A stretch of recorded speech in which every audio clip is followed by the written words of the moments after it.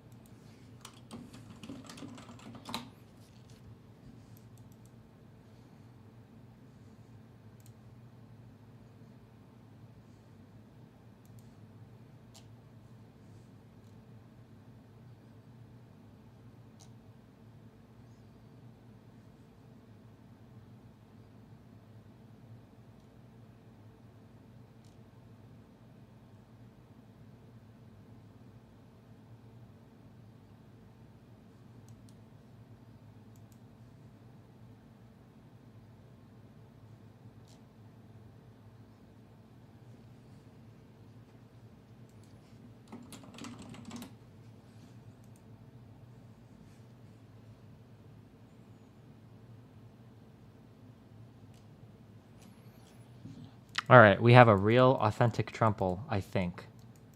This is an account with a lot of history. Oh, wait, the account started in January. But they're offering voice or video. I think it's a real person. I don't think it's a troll. Would somebody keep an account going for over 2 months to troll me?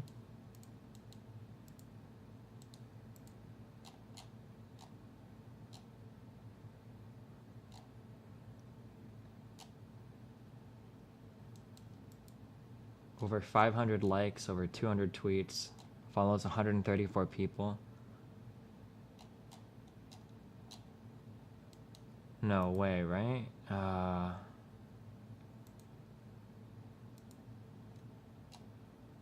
No, I don't think so.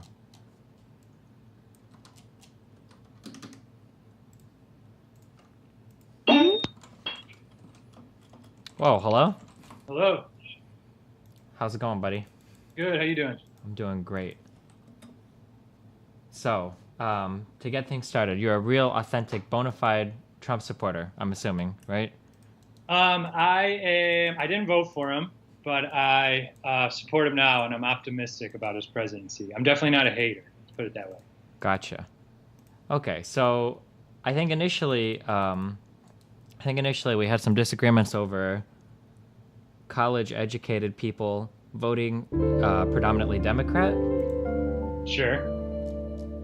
Do you want to start there? I don't know exactly what all you want to talk about. I don't normally get actual Trump supporters that want to talk to me. So, Yeah, I think this whole thing started on that Twitter response, and I don't know how. I think you and I just fell into somebody's comments together, but it all started from. I think the gist of the conversation and what I kind of pushed back on was this idea that college educated means more intellectual and smarter. And I'm sure that if you tested college educated people versus non-college educated people on strictly IQ, that I'm sure college educated people would have a higher IQ. But in the context of that conversation, in the context of politics in this country as a whole, I think that's kind of a disingenuous and kind of I don't know if elitist is the right word, but view take that just because somebody graduated with a degree from an American college means that they somehow know more or their opinions are more valid. Isn't that kind of the definition of getting a degree, though? Maybe not that their opinions are more valid, but that they might know a little more. I guess, like, Well, I'm wondering how far could you back this up? Like, let's say you had somebody that graduated public school, like grades 1 through 8. Would you say that that person in general probably knows more than somebody that didn't graduate grades 1 through 8? sure. Would you say that somebody that graduated high school and got a GED is more likely to know more than somebody that didn't go to high school at all? Sure, yeah. I mean, you're talking about standardized tests, absolutely. Sure. So then wouldn't you say that somebody that goes to college for 4 years and gets a degree in general will probably know a bit more than somebody that didn't? But see, I can't disagree with you on that because I went down that rabbit hole with you. But in the context of what that was talking about, I think people use that with what you just started off with, that college educated people are Democrats, right? So, well, I just said that predominantly they tend to vote Democrat because somebody was making the assertion that Democrats want to keep education real dumb so that people keep voting for them, which was a strange assertion to make because college educated people tend to vote Democrat over Republicans. Well, I think that person, I don't want to speak for that person, but was talking about public schools with the idea of public schools specifically in the inner cities, in cities that have been dominated by Democrat politics. We don't see them getting any better. We see them getting worse. So I'm not speaking for that kid or saying I agree with him 100%, but I see what the point he was trying to make. I guess. I guess. I mean, I don't know how relevant that is to the whether or not Democrats or college-educated people vote Republican or Democrat. But I guess that was funny to me too because this whole thing started, and then you and I and a couple other people jumped on how somebody said that my statement it's typical of somebody who didn't go to college, and I think they said that because they could tell that I was a Trump supporter. Well, I think the problem was that you said that you claimed to have a master's in geology, you said? Yeah.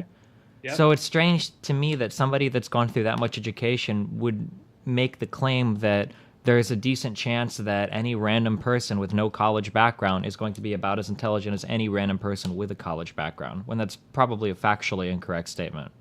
But and I'm sure if you take that average, but you can't say that somebody just because they went through, and a lot of colleges in this country, and I did a little bit of reading about you. So let's use you for an example. You didn't finish college, correct? Yeah.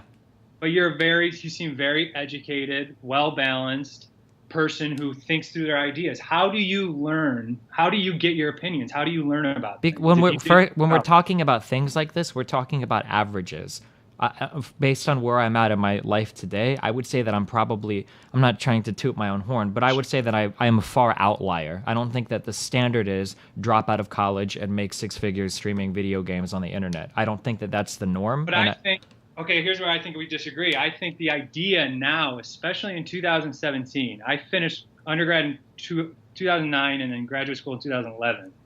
And I'm sure now it's even worse so that this idea, because you've gone through this process, because you've paid the money and you showed up and you got passing grades on all your tests, that somehow that means you're smarter, hence your political opinion, especially in this context, is more valid or means more. Well, so the problem is, again, we have to be careful because we're talking in averages. So I would never make the claim that going to college automatically makes you smarter, and I would never make the claim that not going to college makes you an idiot, right? But none of this is a false dilemma, right? You can still have people that are really smart that never went to college, and you can have people that graduate from college who are really dumb, but you can also have, in general, people going to college are in generally smarter or more informed than people not going to college. I think that that's a pretty safe general statement to make.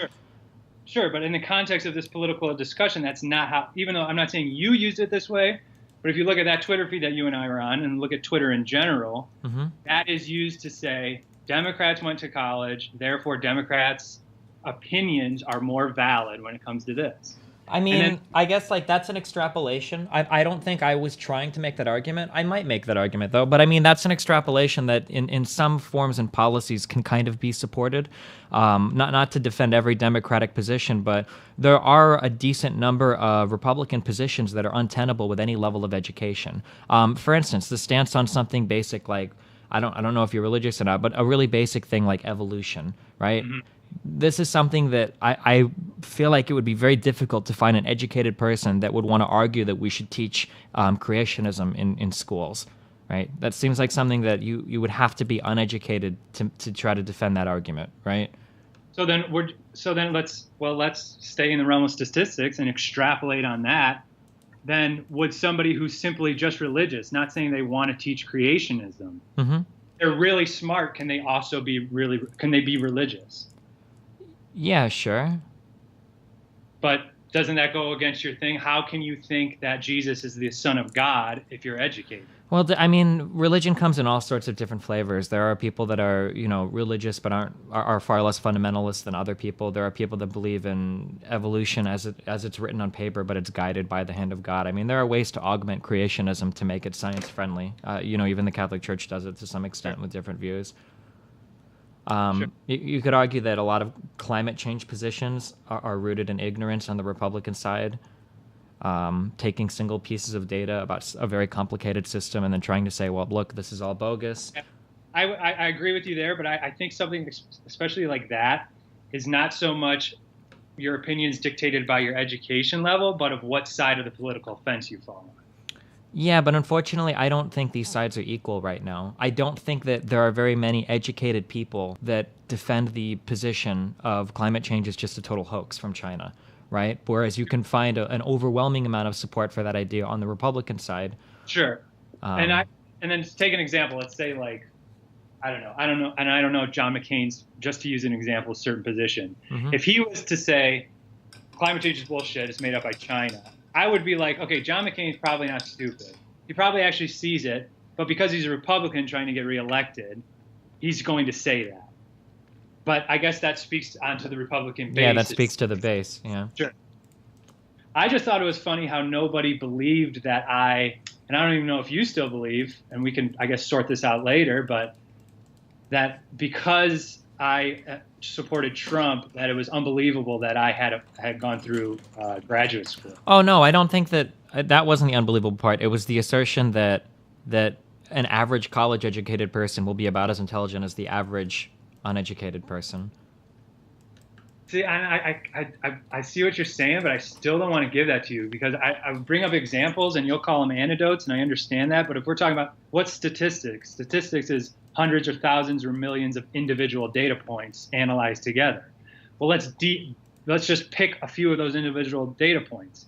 If you go to a four-year university in this country and get some of the majors are ridiculous, like dance, general business administration is just like... Okay, even if you pick a liberal arts degree, you Sure. still have to take gen ed classes for 2 years to get it. Here's the thing with the gen ed. Gen ed, what do you learn in gen ed, especially now? Let's say in 1950, okay? You grew up on a farm and you decided to go to college. What gen ed would have done for you then is exposed you to subjects and to theories that you would have never otherwise been exposed to. And in that case, gen ed is great because it exposes you to ideas. But now, in 2017, with what we're doing now, you and I right here, with YouTube, with everything, why would a general Native American literature class be any more valid taking it at a school than just going online and learning about yourself? Because if people were able to teach themselves everything themselves, we probably wouldn't have a need for schools. I think people generally learn better under a curriculum with some degree of guidance and some kind of professor or teacher guiding them, and then having a standardized way of checking progress to make sure that the material is actually being learned. Yeah, I guess you could say that, but that's a pretty gross generalization to say that. Yeah, but that generalization is what the entire institution of education is built on. That. Do you think that if we had no education in the United States, that everybody would just learn everything they'd need to on their own? Yeah, and that's starting to happen. I mean, honestly, how is that starting to happen when the average American has a negative savings rate and a lot of people don't even know how to file their own taxes? I took a computer programming class in college, okay? And it was dog shit. I learned nothing. It was like general theory, and I paid for that class, and I learned nothing. Now, you're to tell me that it's better to go to school to learn how to be a computer programmer than it is to go on lynda.com or any thousands of these things online. Are you married? No. Okay, let's say that your mom went to the hospital and you found out that your doctor was a doctor because they had watched every single No, YouTube no, video on doctor, heart surgery. lawyer, and scientist completely different. Doctor, lawyer, scientist, engineer. Of course, you have to go to college. I'm talking about your business administration kid who went for 4 years. Listen, this is anecdotal, but I think you'll find it vastly true in the average, under the bell curve of American colleges, public colleges. I know people who got like business administration degrees who out of college started off selling cleaning products to businesses because that degree really meant nothing. Okay, their gen ed classes didn't help them at all. They started right where you would have started at 18 had you have done that. Sure, but now we're talking about job market and whatnot. I mean, I guess I don't know. It's strange to me. So you're essentially saying that education is worthless? No, I'm saying the idea that if you go to college, you're throughout your whole life, So I'm talking about statistics and averages. What I'm saying is that a person going through college is probably, on average, going to know more than a person that didn't go through college. no more about what? I don't know, just more about things in general. Have better literary skills, have better critical thinking skills, maybe a little bit better on math or reading. Like, if I majored in like 18th century British literature, I would know more than you on that. if you majored in 18th century British literature, you'd probably be a little bit better at critical thinking and analysis. You'd probably be able to read news reports and stories better. I mean, are you a computer programmer? No? You don't know how to program? I thought. Oh, no, I do video games, not programming. Oh, so you make video games? Well, I play video games. My job is a glorified monkey, but... Okay. But you're successful at it, so... But I mean, like if somebody were to come out of a field, let's say that you wanted to analyze like some statement that came out of the White House, and you had to choose between an average layman and you had no idea what their education background, or you knew they didn't go through college and that's all you know about them, or you could take somebody who'd gone through and done 18th century fucking Renaissance literature, whatever. That's not I don't know if that's 18th century or not, right? But they do that, right? Well, that person probably can at least read pretty well and probably has like a decent background in critical. What's to say that the other person can't read well? I'm just talking in averages. Just on average. But no, you're not talking. You're talking about two hypothetical people. No, but I'm just if I took a guy that worked at Jiffy Lube, there's like a 99% chance that he can change his oil, right? Sure. If I take a normal person, they might not be able to do it. I'm not saying that no person can change their oil. There's a ton of people that don't work at a garage that can change their car's oil. But I know that if the guy went to Jiffy Lube and works at Jiffy Lube, I know he can change the oil. That doesn't mean everybody else can't. Sure.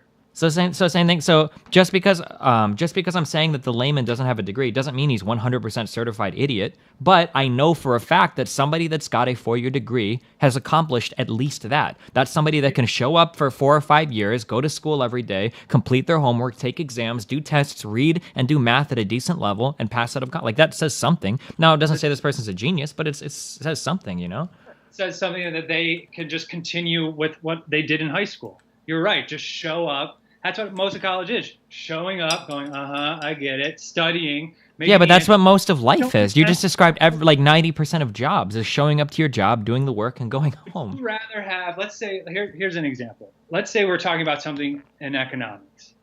And let's say you have somebody who is an economics professor, but they've never had an actual job in the marketplace. They just went to school, got their doctorates, and then became a professor. And you have a question about economics. And on the other side, you have somebody who, let's say, has been a commodities trader for the last 30 years, who somehow didn't go to college, but is just really good at what they do.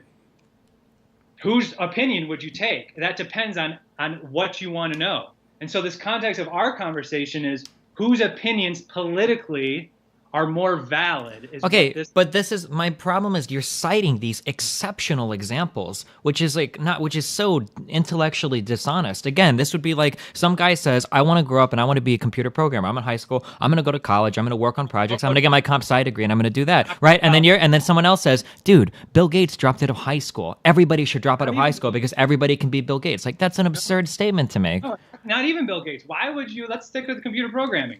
Why would you go to college to code computer? Why would you pay and then have to take those gen ed classes? This is the thing about gen ed and this idea. If everybody that went to college and if colleges didn't lower their bar because their bars are just getting lower and lower because they want to make money. Public universities want to make money. If everybody went to college and was like, I want to be better, then I would agree more with your opinion. But colleges have turned into, and this is kind of my point, they're degree mills. They're for people who don't know what they want to do, who just think, college seems better because this study said I'll have a higher IQ if I get this degree. And I think we'll see more and more as more people have access to alternative educations like the internet, that just going to college doesn't make you more knowledgeable in life. I had 6 years of higher education. I took like a multivariate statistics graduate course. It was the hardest fucking thing I ever did. And I passed it. I worked my ass off. But I don't know anything. I can't tell you anything about multivariate statistics anymore because that was like however many years ago. So what does a gen ed class that you take at 20 do for you at 30? I mean, what does it say about the person that can't even take or pass that class if that class is so easy? Why are you assuming that person can't do it? What if that person chose not to do it? I mean, going by your argument, then why do we have any education at all? Everybody can just go out and learn everything on their own. And I kind of agree with you. Unless you want to be something very specialized where you know you're going to have to learn science, math, doctor, engineer, anything like that, absolutely go to college if that's what you want to do. If you're going to college for like fashion design, which is the university I went to, a lot of girls went there. It's like, what are you doing? I don't think because you got a degree in fashion design that your IQ is higher than my buddy who became an electrician out of high school. I mean, not everybody, first of all, not everybody that doesn't go to college picks up like a skilled trade, like becomes an electrician or a plumber. Sure. Like there are a lot of people that only bounce around like random minimum wage jobs and whatnot. Like this comparison that like, cause I may feel like you're making these really dishonest comparisons where like the average person that doesn't go to college becomes an electrician, or the average person that goes to college gets a worthless degree. You know how many college degree people are working at Starbucks and Macy's? Probably not as many as people that don't have college degrees at all. Like you're acting like the average college degree, or the average person that doesn't have a college degree is going to become an electrician or a plumber. Yeah. Dude, I live in a place where there's so many Mexican immigrants, and they're all the only construction workers out here. And I guarantee you they didn't go to college. Why do you assume somebody who doesn't go to college must be like a gas station attendant? Like, what do you think people that don't go to college? Yes, I'm sure there are dumb people. Okay, can you explain to me graphs like this that show that people that have 4-year degrees on average earn $15,000 to $20,000 more in a salary than people that don't even have a college degree? Yeah, but I thought we weren't talking about how much money you make, because I can show you people who were entrepreneurs straight out of yeah, but you're giving me exceptions. Can you explain to me, is it because the people that don't go to college are smart enough to realize they don't need the money? Do you think it's just by making more money you're smarter than somebody else? In general, usually people that go after higher paying jobs are able to do so because they have the qualifications to do it. Whether you want to call that smarter or more knowledgeable or whatnot, you're telling me that if I were to go and talk to a high school dropout who's making $25,000, $30,000 a year, you think that this person is somebody that wants to make that much money that wouldn't go after a $50K job if he had the opportunity to? He probably would. I don't see. So why? Tell me why when I look, and I can find you 50 million graphs like this because I know the data supports what I'm saying. Why is it that the average salary with a college degree is so much better than without a college degree? Because now we're getting into different things. Because college degree jobs make more money. But the whole crux. Okay, but just earlier you were joking that college degree people get jobs at Starbucks. A lot of them do. But clearly not enough to bring down the median wages of the average bachelor's degree holder. But to say the argument here is, are you more, and we had this conversation on Twitter in a political environment, is your political opinion more valid because you're quote unquote smarter because you went to college? I'm telling you, college is a degree mill unless you're very specified. Then why don't these poor people just go to a degree mill and get your foot in the door for your first job? Honestly, my brother, and there's another anecdotal thing, went for visual communications. He makes a lot of money now, but he went for school. He films like sporting events and is the director in the truck. And he's working with guys who never went to college. It's this idea that you have to go to college to just be smarter, and it's totally not valid, especially now anymore. And if you want, and the idea that, oh, you didn't go to college, you're a Republican, therefore you're stupid or you're dumber than a college-educated Democrat. You know why college-educated people are so much more Democrat? You think that the curriculum in American universities is right-leaning. I mean, who are American professors now? They're all the anti-Vietnam professors that just stayed in school from the 60s and 70s. You have a master's degree in geology, correct? Yeah. The president of the United States right now is a Republican, and the stance of the Republican Party right now is that global warming is a myth perpetuated by China. How do you expect educational institutions or educated people to take the sides of the Republican Party when they have official stances like that? Because that's not the only stance. And his interior secretary has a very nuanced response to that I don't know how anybody disagrees with. I don't care about the nuanced response of people beneath him. Trump is the president of the United States. Everything comes top down from him, okay? Right. And Republicans in general are opposed to, for instance, Trump's new energy plan doesn't make any mention of any, I think it's wind farms or solar plans, or solar power or whatever. Trump wants to go back and bring back clean coal or whatever the fuck that means. So when you have policies in place like this, or when you have Republicans en masse championing things like getting rid of contraception or abstinence-only education, when abortion rates are at 40-year lows, when you see... Because they're uneducated is not true. They do that because they're religious and they're conservative. And that's... Sure. I'm just saying that this idea that education is liberal, well, when the facts tend to side with liberals on some of these issues, it's really hard for it to be right-leaning. But I think what you're citing Trump was definitely on the campaign trail. I believe that he's since walked back that claim that it's just a hoax made up by China. I don't care if he has or hasn't. He tweeted it over 20 times. That's not a claim that a 70-year-old can walk back. He can't go back on everything he said when he was 68, 69 years old. And I don't think he's walked it back. I haven't heard from him walking it back. I mean, do you think that he just can't understand the climate data, or do you think he was trying to win an election on the Republican ticket? It doesn't matter. You think Trump is stupid? It doesn't matter. If he's appealing to a stupid voter base, that speaks more to the Republican Party than it does to Trump. It doesn't matter after he pulled the biggest political upset in the history of politics, that his stance on global warming doesn't matter, that he said it was fake. He won that election partly because of that stance. I bet you he thinks global warming is real. To the extent of what humans are responsible and what we should do. Then why was he tweeting about it before ever running for office? This is something that he tweeted about for multiple years prior to that. Because I'm sure he was just... entertaining the idea the entire time of running? Yeah, because didn't he not throw his ring in the hat the previous election? He got stumped. I think he was exploring the idea. I don't think he actually ran the 4 years previous, but... I mean, if you got to imagine that he does business all over the world. And if you're, to use an example, China, and you see, okay, these fuckers are kicking our ass in everything industrial, and they're not following anything climate rules wise. But back here, and he does have a point. I'm not saying I don't think climate change is false. Let me just put that on the table. But he does have a point that some rules that politicians have made up and saying, okay, this will help bring down our CO2 levels in 100 years. You have no fucking idea, but you do have an idea that it's going to cost more for a business to run in this country because of that. So I think that's 100% where he was coming from. Okay, but there are intelligent ways to state that.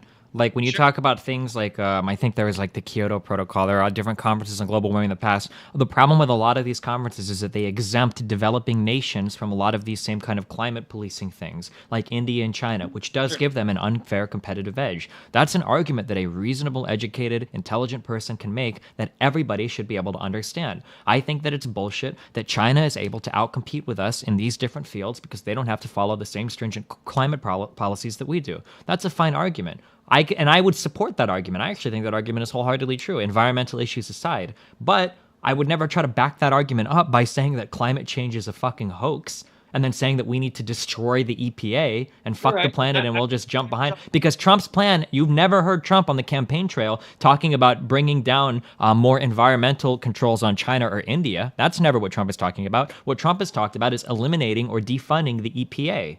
Right? That's his stance. So that doesn't seem to be going in a direction where we're making things more competitive. That's just destroying the EPA so that we can all play in the same shitty playing field. Okay, I can agree to parts of that. And I don't defend everything Trump says, and I don't think he's infallible. I think he does some stupid shit, so I'm not in here as an ardent Trump supporter. Again, I didn't vote for him nor Hillary Clinton, but Jesus fucking Well, Christ. I guess what has This Trump guy done is the so far definition that of you support, cognitive that you're dissonance. supportive of? I'm supportive of his laws on lobbying. I'm supportive of his stance on veterans and law enforcement. If And you're I'm supportive of his laws on lobbying, why do you think it's okay that Steve Bannon has infiltrated the White House as deeply as he has, that he's got a chair in the National Security Council? Same vein, I thought, see, now it's Bannon is the puppet, when before it was Russia and Putin is the puppet. And if Russia and Putin and Bannon weren't around, it would be the Koch brothers are the puppet. There's always some puppet. Do you honestly think Donald Trump ran that whole campaign, and 99% of everybody in the media and everybody was against him, saying you have no fucking chance, you're never going to win. He wins, that he's just going to get in the White House and go, okay, Steve, well, what do you think I should do now? Okay, I'm gonna get. Hold on, I want to guess something. Are you 6'2"? How tall are you? Around 6 foot. Okay. Did you play basketball in college? No. Oh, that was a really good pivot, but it had nothing to do with my question. My question was, why is Steve Bannon so deep in the White House when he's just the head of a media conglomerate, when he's the head of Breitbart? I don't know where everything about Putin and Russia came in from. I'm asking about Bannon. Why is Bannon so deeply embedded in the White House if we're quote-unquote getting rid of lobbyists and all of that? Because who do you want him to replace with? Do you think somebody that doesn't have like a massive? This is what's funny, because let me do a basketball move and pivot here, because this is the same vein. Let's use Rex Tillerson for example, and people are all up in arms. I thought he was going to drain the swamp. He's got Lehman Brothers. Was there anybody on the left who was like, hey, I haven't, like a Bernie Sanders type, you're like, hey Trump, let me work with you? First off, his pool of picking anybody was as shallow as any politician's ever been, and second, who do you want? Do you want like just a regular Joe Schmo from the street? Like this idea that like, oh, he's putting all these people in who have ties to Lehman Brothers. Well, yeah, I'd hope he puts some fucking people who know what they're doing in there. Like that whole argument, I just think is really weak. Okay, so then you don't believe in anything you said about lobbying. You don't think there's any alternative. There has to be lobbyists and people. Well, I don't think Rex Tillerson should be allowed to go from the White House to back to Exxon. No, Do you think? Did you vote for Aleppo Johnson? No, I wrote in Bernie. Okay.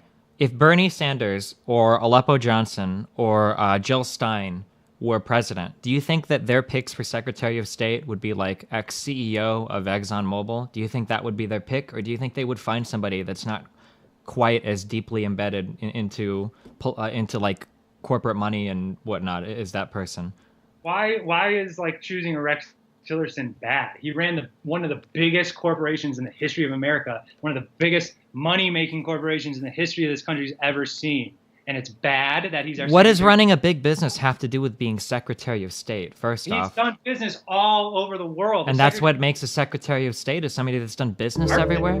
Part of it. What makes a career politician like Hillary Clinton Secretary of State for Obama? Somebody with experience being ambassador and dealing with political dealings with tons of other countries around the world? Job in her life. I thought that's what the left used to care about. Remember, like back in Occupy, it was like, get all these politicians out here. We don't want any more politicians. And then so here comes Trump, not a politician. Oh, he's terrible. He's not a politician. He puts in all these people who aren't politicians. Now all of a sudden that point's bad. Why did we not like politicians? Because they were beholden to lobbyists. Right. So now we're getting rid of the politicians and we're putting the lobbyists right into the government. That's the problem. It's not a win. Is Trump tied to... Trump is a lobbyist. He donated to every single person on the Republican stage. Who donated to his? Wall Street didn't donate. No, they don't need to, because he's the lobbyist. He doesn't need donations. He has his own money and his own business interests. We saw it today when he called out Nordstrom or whatever for stopping to selling his fucking daughter's products or whatever. Yeah. Right? Right. So what? So he's literally lobbying as president for a business. Dude, that's corporate bullying. We've seen this going on all the time. But he's the president. I thought we wanted the president so that we could get rid of lobbyists. Could you imagine if Obama made a statement saying, I disapprove that 7-Eleven isn't selling this pop anymore, and you found out that Obama got $100,000 from 7-Up or Mr. Pibb or whatever? People would be fucking furious. But when Mr. Pibb himself is the president, he can start talking shit about other soda manufacturers? Like, it doesn't make sense. Trump didn't attack, what was it, Nordstrom's or Macy's? Nordstrom's. Trump didn't go after Nordstrom's because they simply pulled Ivanka's stuff because it wasn't selling well. They pulled Ivanka's stuff because their last name's Trump. That's why he went after him. Is there proof of that? What do you think, dude? Come on. What do you I don't think Ivanka even sells any good shit. She's just like a celebrity. Isn't that pretty common for celebrity shit? That it's popular for like a year or two and then they drop it? Like, all of a sudden, all those people refuse to dress Melania and Ivanka. All those people. You really think it's just a coincidence? Trump's been president 2 weeks. even if it is, it's not the president's job to start bullying private companies around. Trump's like Twitter behavior, which I agree is at times egregious, and it's like, why are you even doing? But at other times, I am for it because he's completely jumping over the media and just telling you how it is. But how it is, I mean, we live in the United States. A private business can sell whatever they want. Why should you have to worry about backlash from the president as a private business over whose line you decide to carry? A private business shouldn't be making their decisions based on if they're carrying the president's daughter's line. A private business can do whatever they want. It's a private business. As long as they're not discriminating against a protected class, they can stop. Is it illegal for Trump to do that? What? Is it illegal for Trump to tweet that? I don't know, but it's sure as fuck is unethical. Okay, well, it's not illegal. I think it's unethical for fucking Nordstrom to pull his shit. So that's your mark. So that's your mark, is whether or not it's legal or not. That's going to be the line. As long as Trump doesn't do something illegal, then it's okay. That's why we have the Constitution. Yes, that is the mark. Of course, the left is never going to see what Trump does as anything good. I mean, I disagree. I think a Supreme Court pick was actually okay. It could have been a lot fucking worse. Sure. It wasn't horrible.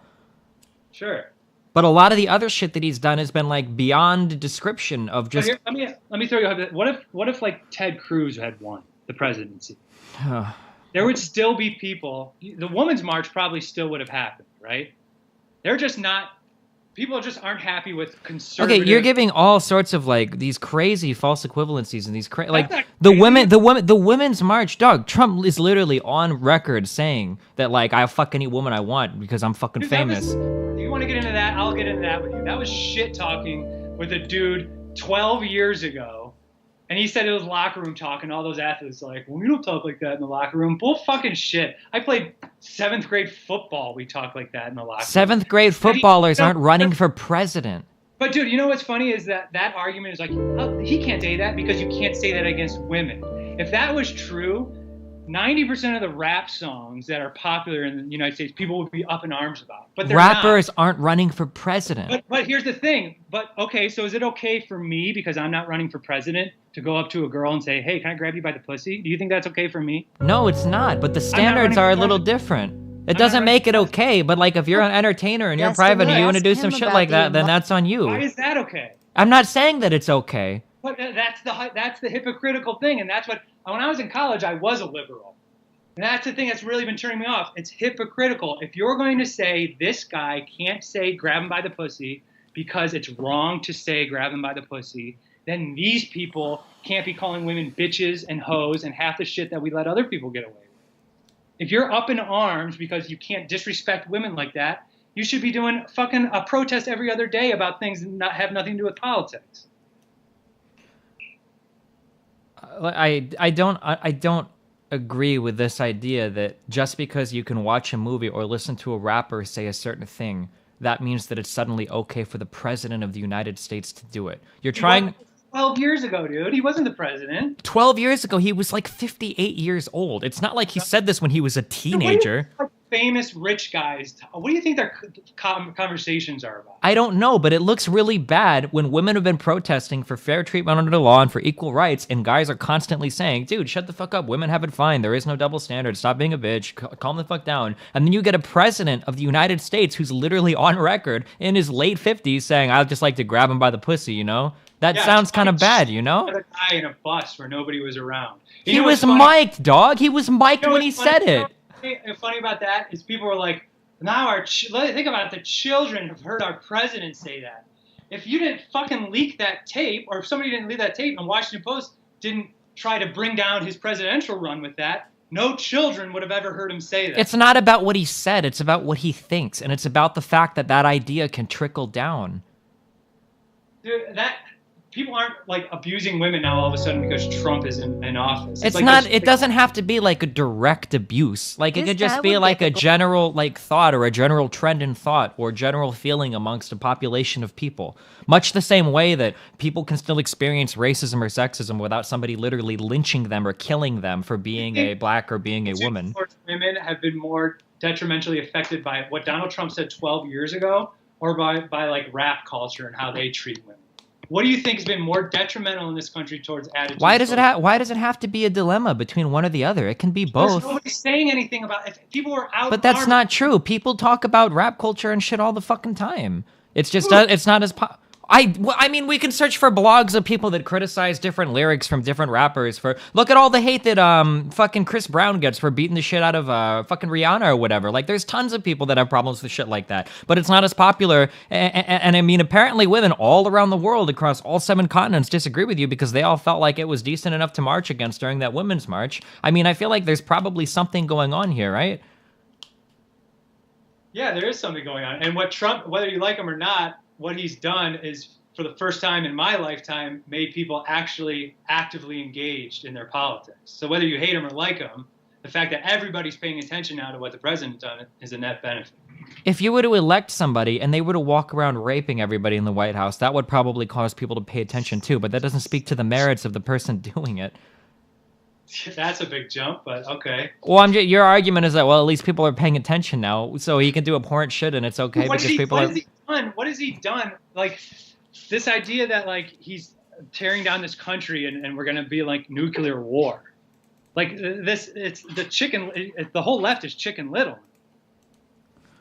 I mean, which particular action do you want to talk about? How about this weird idea that we need to go back to Iraq and take their oil? They're supposed to be our ally. Take the travel ban. Okay, how about the travel ban? We arbitrarily picked 7 countries and banned travel from them. Why? Where did that list come from? From the previous administration? Right. Where did the ban come from? You think that's really... Where did the travel ban come from? I don't care where the list came from because Obama's administration didn't ban travel from these 7 countries. They were just identified as being potential terrorist hotspots. He didn't ban travel from all of them. Right. Because he didn't want to fucking take the heat. But why? Or because maybe there were other ways to deal with it. Maybe they have increased screening or vetting for people coming from these places. Because people in the Sudan keep great fucking public records. Dude, how many terrorist attacks have we had from people coming from Sudan? How many terrorist attacks in Europe have been done by second We're not Europe. I don't care about Europe.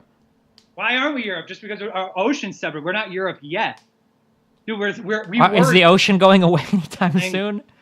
What? Is the ocean going away anytime soon? No, but you better believe there's a whole group of people who want to just basically bridge that ocean and bring those people over here. That travel ban, you just say arbitrarily list. Do you think, like, I think what you're saying and what the left in general is really naive and really downplaying the state of the world. I think everybody thinks like, oh, these people they're disenfranchised. And if they just had a chance, they'd think like us. Like, have we not learned our lesson? We tried to bring democracy to Iraq this last decade. They didn't fucking want it. Okay, not because democracy was broken, because that's just not how they operate. So to say like this list is arbitrary of Libya and the Sudan and fucking Afghanistan or Iraq and all these other countries is that's disingenuous. So this reason we came on here is that Trump is, whatever he's done, it's been so overblown. Sessions as the attorney general is another thing. They think it's going to be like all out war on black people on the streets. It's not. He hasn't done anything illegal. He has done nothing to be brought up on impeachment charges, although people are calling to get him impeached every single day. We're not sure right now if the travel ban is legal or not. That's something that I think the Ninth Circuit has already heard oral arguments on that, and they're going to talk about whether they're going to go forward with the case. That's still something that's going to be decided. I think right now the travel ban is currently suspended, I think, federally across the entire United States, I think. Sure. It'll go to the Supreme Court either way. Sure. So... But I mean, like the travel ban is not, first off, it's not a Muslim ban because Indonesia and Egypt and a dozen other countries would be on that if it was. If I walk into a black school and I kill every black person, can I say that I didn't do a black person shooting spree because there were still 2 million black people that were unaffected by it in the United States? Yeah, that's... How tall are you? No, you just said that it's not a Muslim ban because it doesn't target all Muslims. Why is it that we have Trump on record multiple times saying that he wants to ban Muslims? Why did Rudy Giuliani, the guy that helped him draft it, why is he on record saying, I want to ban Muslims? Or Trump came to me and said he wants to ban Muslims. He wants a legal way to do it, right? Why did we ban travel from 7 Muslim majority countries? Why is Trump on record saying he will give preferential treatment to Christians? These kinds of things make it look like a certain group is being targeted. Do you disagree? How are we going after them? How are we targeting them? The last administration targeted Muslims, and the George W. Bush administration targeted Muslims. Listen, that travel. I'm not talking about George W. 120 days. That's not a ban on Muslims coming in the United States. That's 120 days. First of all, this is all irrelevant. What can come here? Okay. Why did we ban travel from 7 Muslim majority countries? Say Because we were going to give because and they're shitholes. You think Iran is a shithole? Dude, do you understand what the Ayatollah is just as important as the president in that country and wants to wipe Israel and America off the map? Then why haven't we had a whole bunch of terrorists coming from Iran into our country? I don't know. Why haven't we had a bunch of terrorists coming into our country from Iraq or from Syria? Just let everybody in. I'm pretty sure that kid at Ohio State was from one of those countries, was he not? I think the Ohio State stabber might have been from Sudan. But San Bernardino wasn't from any of those countries. None of the 9/11 people were from any of those countries. The Pulse shooting club dude wasn't from any of those countries. So just not worry about those countries at all? It's not about not worrying. It's about having a reasonable foreign policy that doesn't alienate us from the rest of the world and incite more hatred. Why would you... That's a bullshit argument, excite more hatred. You and I are not allowed in Saudi Arabia? I don't give a fuck, first of all. I don't want to go to Saudi Arabia. Secondly, I don't want the standards of my country that is supposed to be the freest country on the fucking earth. That's the bullshit that I was fed for 28 years of my life. I don't want my standards to be compared to Saudi Arabia. When you wake up in the morning as an American citizen and you say the Pledge of Allegiance, do you think, I hope we do a little bit better than Saudi Arabia today? Why are you so concerned about non-citizens? What? Because they're humans. Because we're the United States of America. Because that's always been our motto. The Declaration of Independence and the Bill of Rights extends to the borders of this country. And if you want to be the Mother Teresa of the world... It's not about being the Mother Teresa of the world. Go and read the inscription on the Statue of Liberty. Look at the 1900s. How many different groups of immigrants have come to our country that we've welcomed with open arms, that have built amazing businesses? Fucking Trump's mom is a fucking immigrant. Trump's wife is an immigrant. She came here on a fucking green card. So even Trump loves immigrants. What is this idea that we need to exclude the rest of the world? That doesn't make any sense. That's never how this country has worked. Like the rest of the world, 7 countries have temporary travel restriction on them. And you're saying we want to exclude the rest of the world. Can a Muslim from Egypt come here? Yes, they can.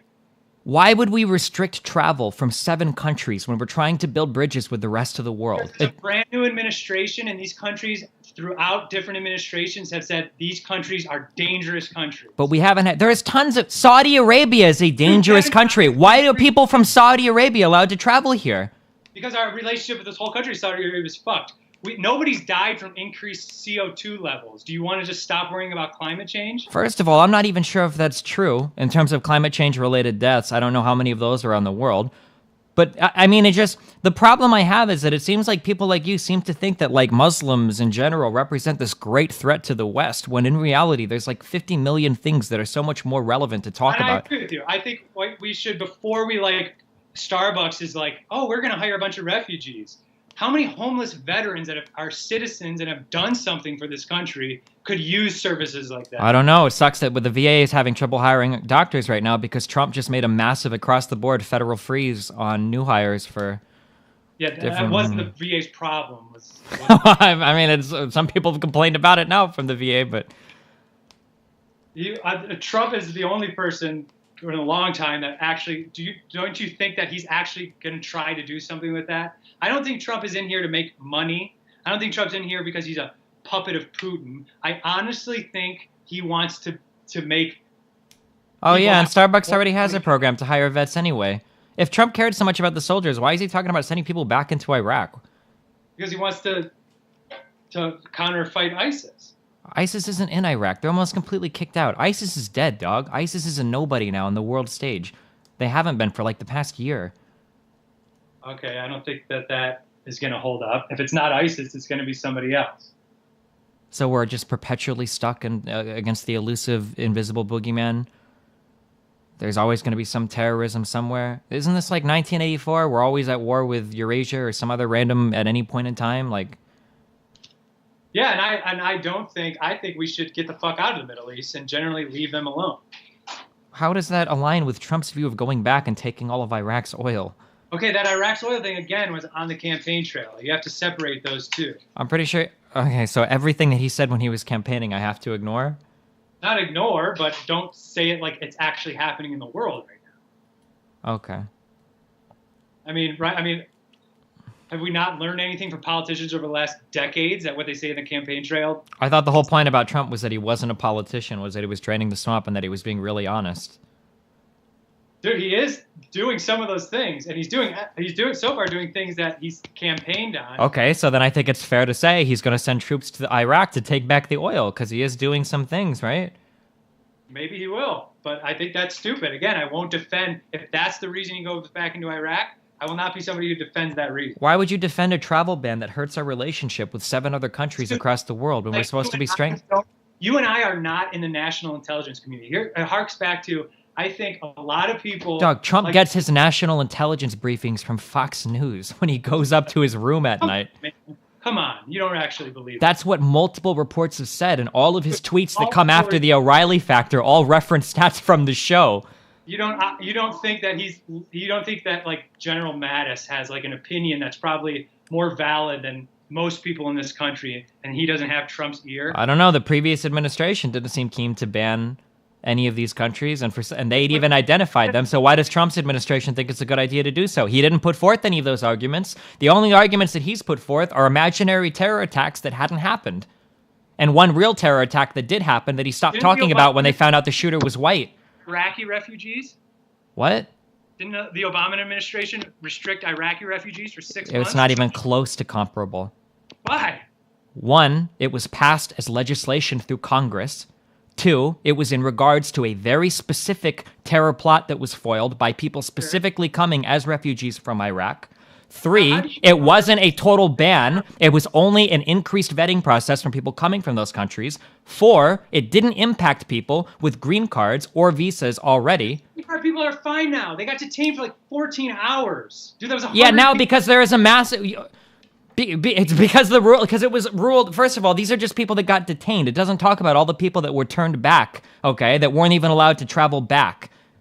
Okay, but if you have a valid green card now, you're fine. Yes. Yeah, now you are, because it was overruled in the federal courts because we've gotten a fucking injunction or whatever against it. Now it is, but not according to the original executive order. Before that, yes, Trump rolled that out in a very shitty way. But the idea of it, I don't disagree with, because, dude, you honestly think, what do you think extreme vetting of somebody from fucking Libya is like? How do you vet somebody from Libya if they don't have a fucking birth certificate even? I mean, I think our 14 fucking intelligence agencies do a lot to do it.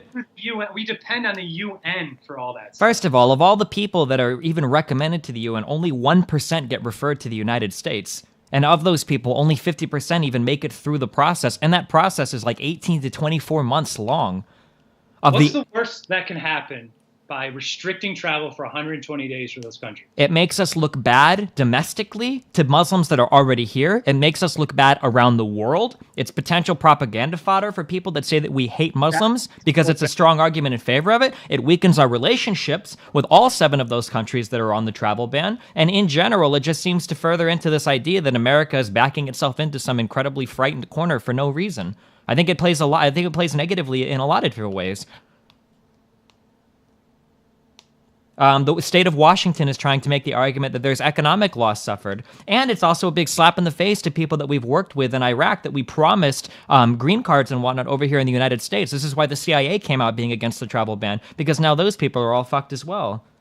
Sure, I agree with some parts. It wasn't rolled out. Some parts like that green part were pretty shitty, but I don't think the idea of a travel ban ordered from the president for 7 countries out of hundreds of countries around the world is going to like destroy this nation and like what it represents. It's not going to destroy the nation, but that's not what we're talking about. It doesn't have to destroy the nation to be bad. I can chop your hand off and it's not going to kill you. You can stitch it up. You'll be okay. You'll probably still have about the same lifespan as you would have before. but you don't want to get your hand chopped off. Why would you make that argument that it's not going to destroy the country, so it's not a big deal? I think it's a pretty big affront to what the United States is supposed to stand for. And if the intent of this ban was to target Islamic people, that's a massive affront to what the United States is supposed to be for. I am not a Christian. I do not live in a Christian-ruled country, and I don't want a presidential leader making religious decisions about who can or cannot come into this country, at least in regards to the fact that we're in some holy war with Islamic people. I agree. It shouldn't be that, but I think those 7 countries specifically are a little more than just there's Muslims here. Well, then I don't know. I mean, it would have been nice if Trump would have released any of those statements, huh?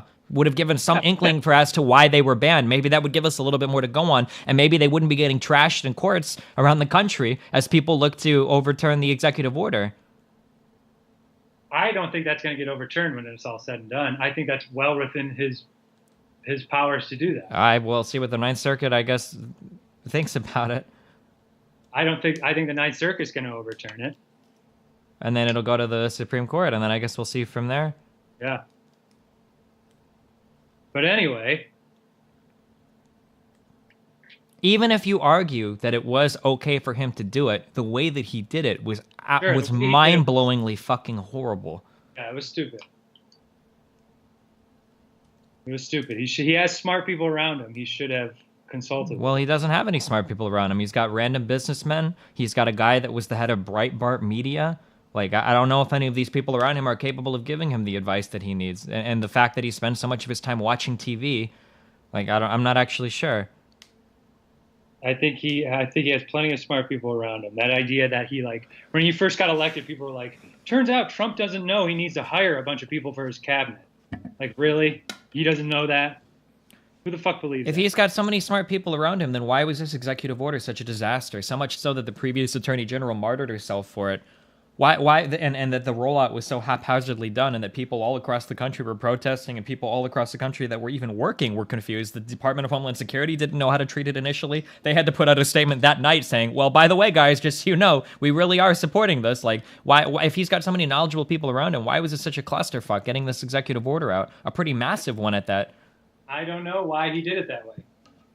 I can't speak for him on that. How do you think about Betsy DeVos? Or DeVos, or I don't know how to pronounce her name. I only read it.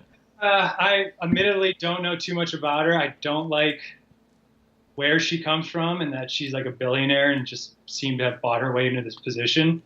I'm not totally against charter schools if that's what she's pushing for, but I admittedly am not too knowledgeable on her stance about everything. Gotcha.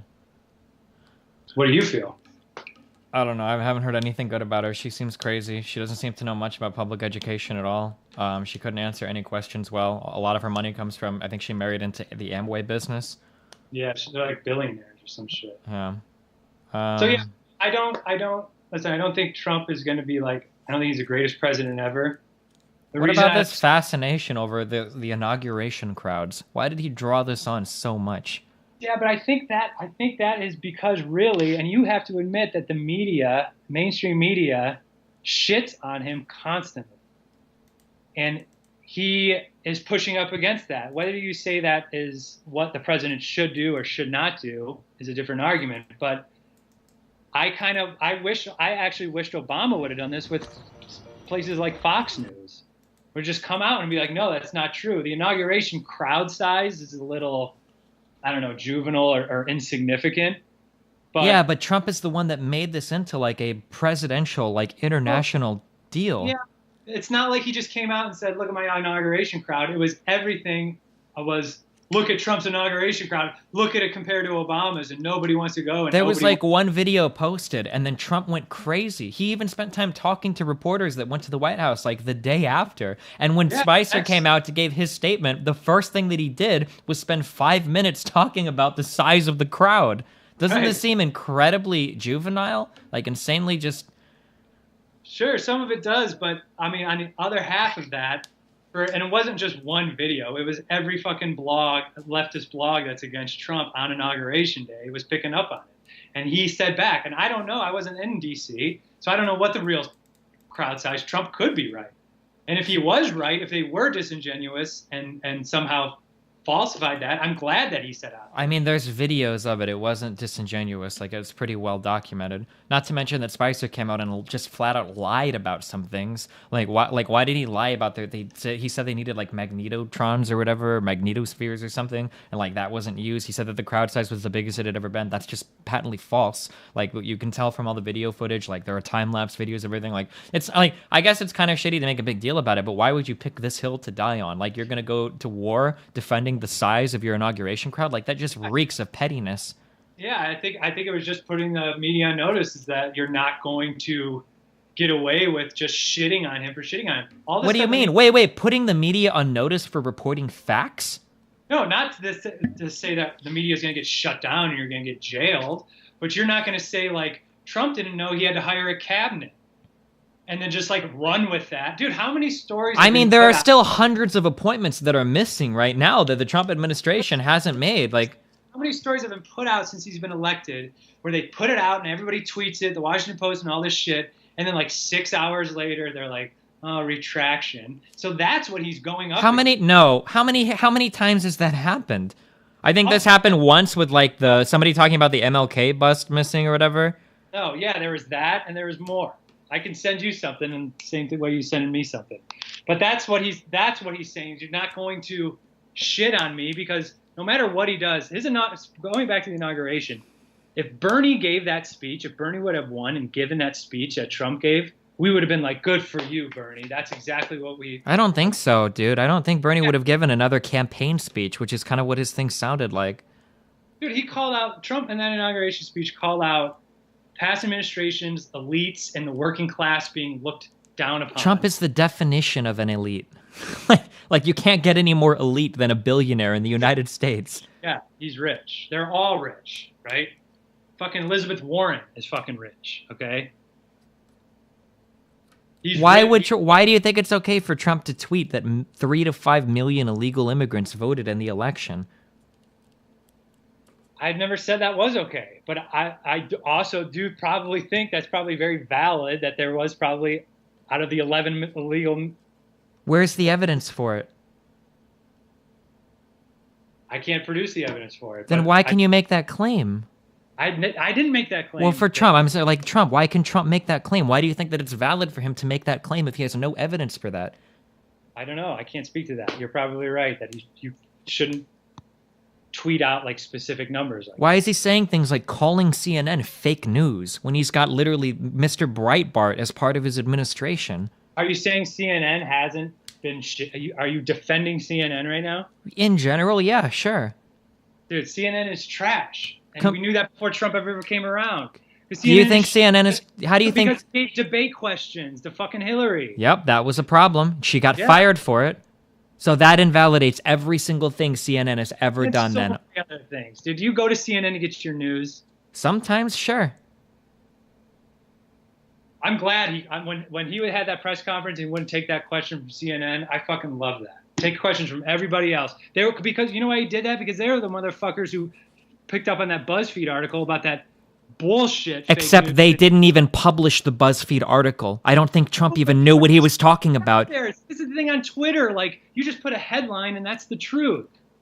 Yeah, but CNN explicitly did not publish that dossier because they couldn't verify it. They reported that it was passed around. I don't know. Ask McCain why he gave it to Comey. Dude, yeah, because that dossier was passed around for what, months or years, and nobody ran with it because they're like, okay, this is clearly bullshit, and we're you know what else was clearly bullshit? The Hillary email thing, and it almost sank her campaign. What was bullshit about that? Did she not have a private server? She did, but it doesn't seem like anything that was as serious as the Republicans made it seem like. But you better believe that dominated headlines for like 3/4 of the fucking election process, and it even came back a few days beforehand because of the parallel investigation on Anthony Weiner. Sure, and they fucked up with that. That's on them, man. If Hillary Clinton was a fucking low-level government employee and did that, you know she'd be fired. I don't know. Do you think Breitbart is like a legitimate place to get your news from? I don't think it's a legitimate place to get your news from. It's hard to find a legitimate place to get your news from. Why do you say that? Because, dude, like, do you think Washington Post is a legitimate place to get your news from now? I think you can. Yeah, sure. Yeah. I think you can take like bits here and bits there and bits here, and that's what I do. I go to see it. See, I hate read things, or not hate read, but I read things on the left that I don't agree with, just to get a better, broader knowledge. And I don't think people on the left do that with sites like Breitbart. I think they go, "Oh, this is from That's Breitbart." because Breitbart is a garbage site that doesn't have any legitimate reporting on it. Breitbart is just shit blog spam, similar to another site called The Federalist that Trump actually tweeted out today. And so is Salon and Slate. No. Yo, come on, dude. Slate. I don't know as much about Salon, but I'm pretty sure Slate does actual articles with actual research. You said you have a master's in geology. Breitbart literally posts articles proving, quote unquote, that climate change is fake and a hoax made up by the liberal agenda. I'm not defending everything Breitbart puts, but to say that like Breitbart's like the only examples of shitty news sites that are popular are on the right is ridiculous. It's not. No, that's not true. I think that like it hurts to say it because every day I'm starting to lean more my way. But like I think that like Fox News, you can get at least factual news from there. But a thing like Breitbart is literally on the tier of like Facebook spam shit. That like it's just right. Breitbart is like opinion. If you want to go and hear the same shit that you already believe in, you'll go to Breitbart. But it's the same with fucking Jezebel and Slate. I mean, it's just the right side version of that. I'm not sure. I'm really uncomfortable with the whole discussion on fake news because it sounds to me like you think that every single thing put out by CNN is just fake. No, I just don't think they have any credibility. Compared to who? Who has credibility to you? In terms of general news, I don't know if I can name maybe. I still kind of respect New York Times, even though Trump shit on them. Well, Wall Street Journal, Christian Science Monitor, I try to go to for nonpartisan news. And wait, what was the last one you said? Sorry. Christian Science Monitor. Okay. But it's just it's hard. I don't think CNN. Like I'll read stuff on CNN, but I don't take their word for it.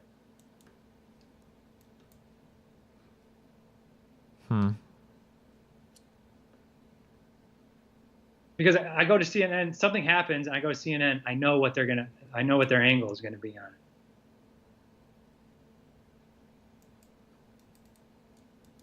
Gotcha. Well, like, okay. I guess, do you have anything else you want to talk about? I don't think so. This went for a while, but. Gotcha. Well, hey, I just want to say that I support him. I'm not going to defend every fucking thing the guy does, but, but I think that this Chicken Little thing and that this country's going to fall. We have a lot of people share a lot of the same goals, and we're constantly being divided. And if we stopped for a minute with all this shit, we would see that some of the stuff we want is the same. But this thing that Trump's going to ruin the country and putting a picture like the New Yorker put a picture of the Statue of Liberty with its flame tucked out. It's like, oh no, America's going to fall. It's like that doesn't do anybody any fucking favor. Well, maybe not fall, but maybe step away from what we thought were traditional American values. I honestly think Trump wants American citizens to have better lives, no matter who you are. Do you think the 20% tariff on Mexico is going to help with that? I don't know. I do think that our trade deals, from little of I know, I'm not going to speak on this, but I mean, it's kind of evident we've been getting screwed over the last 20 or 30 years. On some How is it things. evident? Man, I grew up in a Rust Belt town, my friend. And steel didn't just like get all automated. And I grew up in San Francisco, and San Francisco is doing amazing. So therefore, your argument is wrong. Because it's all fucking Silicon Valley. Yeah. Yeah. So are you saying it's evident only based on where you live? No, but look at like steel production, right? Where did steel production did it disappear? Is it like, do we not use steel anymore? No, we probably outsourced it to overseas. Yeah. We outsourced it overseas because somehow it's cheaper for somebody to make it all the way halfway around the world and ship it all the way over here than it is to make it down the block. And that has in part to do with the trade deals and how things are imported and exported in this country. Okay, so do you want to make it so that steel is made in America and every single person that buys a product that's manufactured with steel has to pay more for it? But here's the thing, to get on this really quick. Now that's an argument if things are going to cost more. But you have to think long term. If I make my product here and you make it in Mexico, and Trump puts a tariff on Mexican imports, now your product is going to be more expensive than mine. So now the consumer is going to buy mine. And now people are going to buy things that are made in America because it's cheaper. Sure. Because, So people are gonna, but it's more expensive than it was before the tariff. but I mean, it's the same thing with like Henry Ford was paying his workers a livable wage. May have made the cars more expensive for the consumers, but overall, the community and the economy, because people are actually making. Okay, we live in a very, very, very different time than Henry Ford, though, where we can capitalize on trade advantages around the world. I don't think that the world was quite as globalized as when Henry Ford was making cars. No, it wasn't. But we can capitalize on global trade. Falls on deaf ears if you go to certain parts of the country. So don't you think it would be better to spend more money getting those parts of the countries caught up rather than to punish every single American consumer by putting artificial tariffs on everything? What is caught up? What do you mean, like caught up? I don't Like, know. Get them, invest money into retraining them for different jobs that are more relevant to the American economy today. Do you think it's sustainable for a country to have to outsource all of its manufacturing? I'm not sure. Like if we had to go into like war, you think it'd be sustainable for all of our steel to be fucking made in China and India? I don't know. Is that our goal, though, is to gear up for war? I'm not actually sure. That is an interesting question, but that's not the argument that Trump is putting forth, that we need to be ready to produce tanks to go into war. The argument is that we need to make our economy stronger, and putting a tariff on every single import seems like a bad way to do it. Well, I mean, those industries didn't just disappear; they went somewhere else. Yeah, they did. But what's wrong with that? Do you want the American economy to look the exact same way that it did 50 years ago? Is that your goal, is to keep the economy looking the same? Middle class, the opportunities that the middle class allow people to look the same way it did 50 years ago, yeah. Okay, but we have jobs now in computer science and engineering and service-related fields that didn't exist prior to that. Sure. Jobs are always going to come and go. I mean, I don't understand this fascination with keeping certain sectors of the economy alive like it's a museum or something. Because you have to have opportunities for people who don't go to college to bring it all back to where we started. Sure. So again, why not spend money on retraining these people towards a different job? I don't know. It just seems weird to punish every single American. Like, well, I used to buy, I wanted to get a $20,000 car, and now it's 24 grand because of import tax. Like, that kind of sucks, but I guess at least some dude in West Virginia has a job now. Yeah, but you can't, you're talking about retraining and educating. That's like going to school. Sure. It used to be, you could be 18, and this is why a lot of black people fled the South. Not obviously, of course, of the racism and Jim Crow, but they came north because they had an opportunity in the factories of Detroit and Cleveland and Gary and all these places. We have to be able to, you can't say, okay, there's no more jobs with a respectable family wage that doesn't require a college education. And at the same time be like, we're not going to pay for college education for you. You have to do it yourself. Then maybe we invest more in education. Maybe that's where we get some of the trade-offs from outsourcing a lot of that labor. And that's part of the reason why I wrote in Bernie, my friend. But I think just to say like, oh yeah, like. Well, but wait, didn't we start this whole conversation off saying that if people wanted to retrain for things, they don't need to go to college because it's a waste of time anyway? Shouldn't these people all be able to figure out how to work other jobs on their own? Or are you saying that college is really important now for these guys? Still available without a college education, but there hardly isn't. Dude, my parents' generation, you could go finish high school, work at a factory for 30 years and retire there and have a house and raise a respectable family. Like, you can't do that anymore. And it's not because, like, 30 years have gone and, like, this shit. It's because of people have made decisions in power that have led to that. Sure. But I mean, our standards of living are a lot different today as well. Like, a middle-class family, 50 years ago didn't have high-powered computers and cell phones like even lower-class people do today. Like, I mean... That's correct. I don't think everything should be like brought back here. I don't think we should make like, fucking everything that's made in China be brought back here, but like sustainable industries that are important to a nation's economy, I think are important to have. We've just like abandoned manufacturing here. Yeah, I don't know. We've covered a lot of things, but. All right. Well, hey, man, I appreciate the conversation, buddy. See you, bro. Have fun. Have a good one. Good luck. What do you do for work? I'm just curious. Do you know, I work I work in the public safety in the government. Oh, damn. Yeah. Are you like like civil engineering or anything, or? No, I don't. It's not like I'm not like making any decisions for the government. I do like geospatial stuff, spatial analysis and everything. Holy shit, like city planning stuff, or? No, not quite. It's like just public safety, like emergency planning. Oh, gotcha. Okay. Yeah. So. Well, hey, But man, I hope you yeah, don't, nobody gets fired because there's that big public freeze on everything.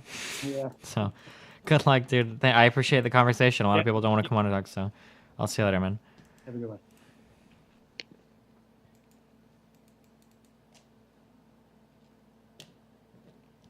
Geospatial emergency. I bet this is the guy that sets up the speeding cameras everywhere. I'm just kidding. Ah.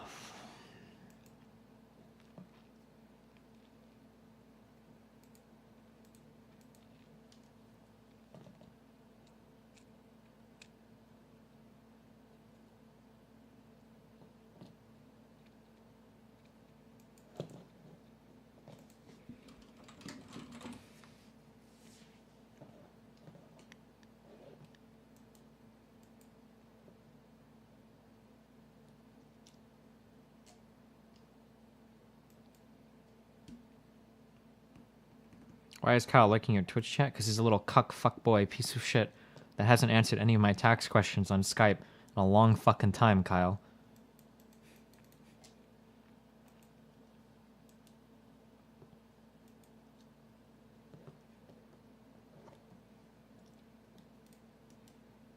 Okay, I'm having the scrolling problem on my computer to the left. Can somebody tell me why?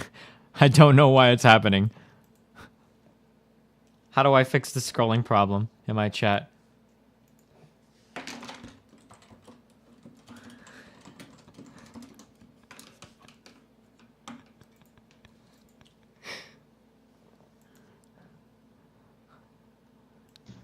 Oh shit, look who it is.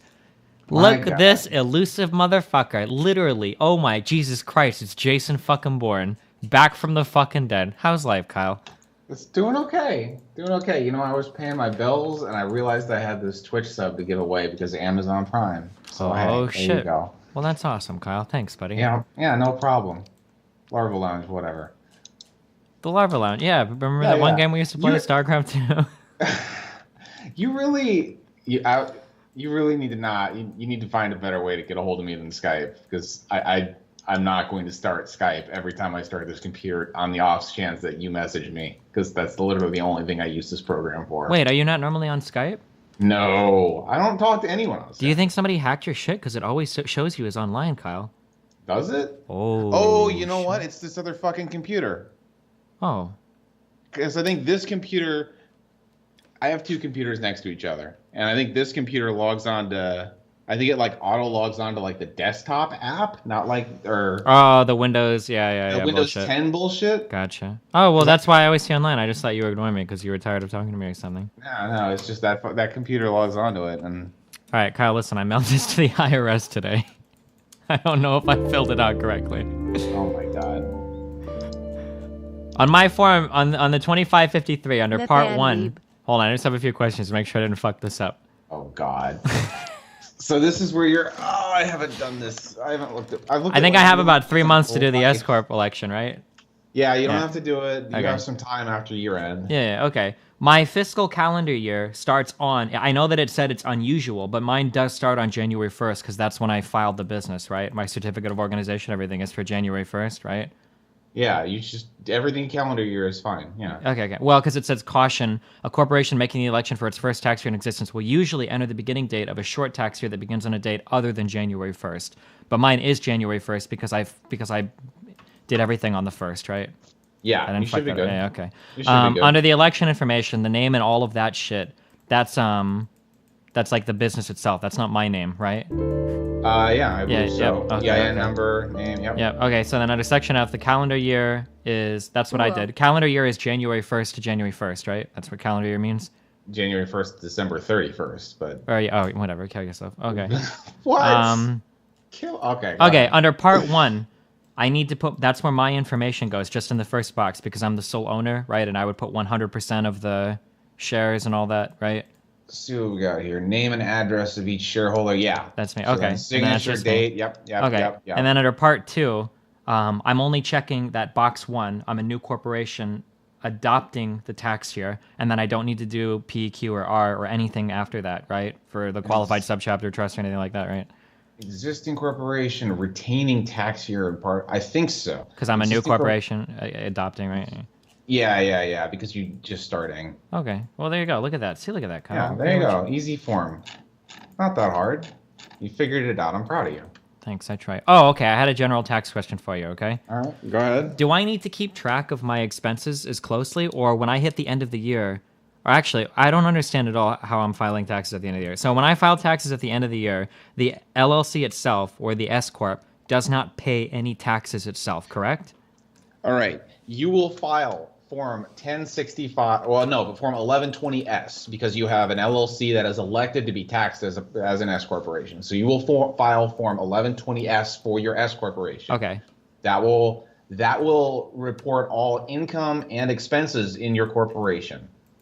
That form will produce Schedule K1, Okay. which Schedule K1 will basically take your corporation's earnings and then you will report Schedule K1 on your Schedule E of the tax return of your 1040. Okay, and then the Schedule E flows through to the 1040? Well, Schedule E is part of 1040, just like Schedule A is, or Schedule C. Okay. Where you put shit before. So the 1120S I file on behalf of the LLC, not on behalf of myself. Like that's the LLC's taxes. Yes, that like at the top of 1120S, it will have the LLC's name. It will have the LLC. It'll have the corporation, the company's name. It'll have the company's EIN, the company's address, which is still probably your address. But is my goal at the end of that, and at the end of that, the LLC is not supposed to hold any money, right? Or does that matter? Because I pay it all out in distributions. Is that? Doesn't matter. It doesn't matter. Like the LLC will have has a balance sheet on page 4 or page 5. I forget which one it's on. It's different it's on page 4 for 1016 text. It's on one of those 2 pages. Okay. And on that, it'll report that balance sheet will report the company's assets and liabilities. The only thing you'll have an asset for cash and a liability for retained earnings because you shouldn't have anything. On the 1120S, I'm still going to need to individually account for all of my business expenses then, right? Or is every single billing to a business considered an expense? Does that make sense? I think I understand. So, like, let's say that I spend $20,000 paying off an Amex card as a business on my and I do that through my business account, my business bank account. Is that assumed that is a $20,000 business expense, or do I have to account and say like, oh, well, 19,000? Like, there can't be personal expenses on that, right? Let's put it this way: your business is going to have a separate bank account, right? Yeah, it does. It does. Yeah, and I've got payroll running and everything, Kyle. Okay. Well, here's the thing. It is much. I mean, you can run personal expenses through a business account, through your business's bank account, but fucking don't. Yeah, I kind of figure I got that's how I have too. Just fucking don't. Yeah. Like it's. So then, when I go to do my taxes, it's pretty much assumed then that every expense is going to be a quote unquote business expense, right? Yes. Yeah. Okay. Correct. All right. Because I mean, like you can like disallow expenses and stuff like that, but it's just like, why would you do that? Don't do that. You're just making it way more complicated, and you're raising way more questions for the IRS than you need to. Just personal bank account for personal things, business bank account for business things. Gotcha. Okay, sick. I got approved for, not only do I have that Amex card, I also got approved for the Chase Inc. Business Preferred card for my business, Kyle. How exciting is that? Wow. What does that mean?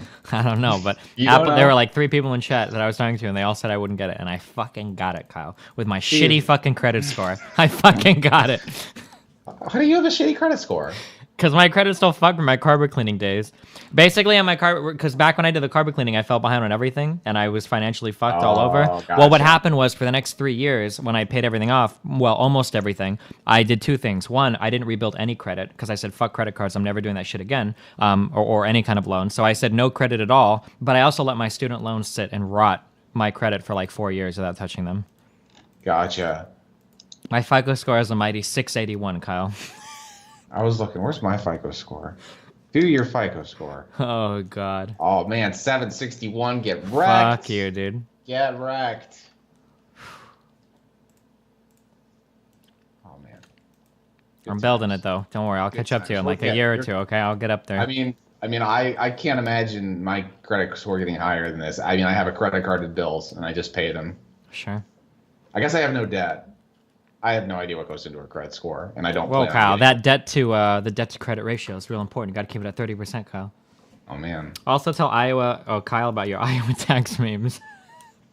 Kyle, they fucking can't. They got me, dude. They levied my bank account.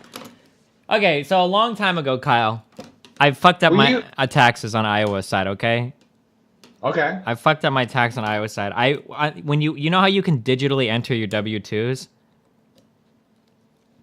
You mean like digitally enter them where? Like if you file like via TurboTax, if you file federally, if you do the e-file, you don't actually have to send in the W-2. Yeah. Well, when I entered my W-2 info, I wrote that my withholdings on my W-2s were paid in Nebraska instead of Iowa.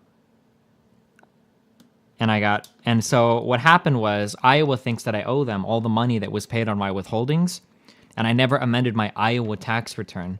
And because I was young and retarded, this was in 2009. So like 2 years after that, they sent me a letter and they're like, "Hey, you owe us taxes." And I'm like, "Man, fuck it. I don't know," because I just didn't give a fuck.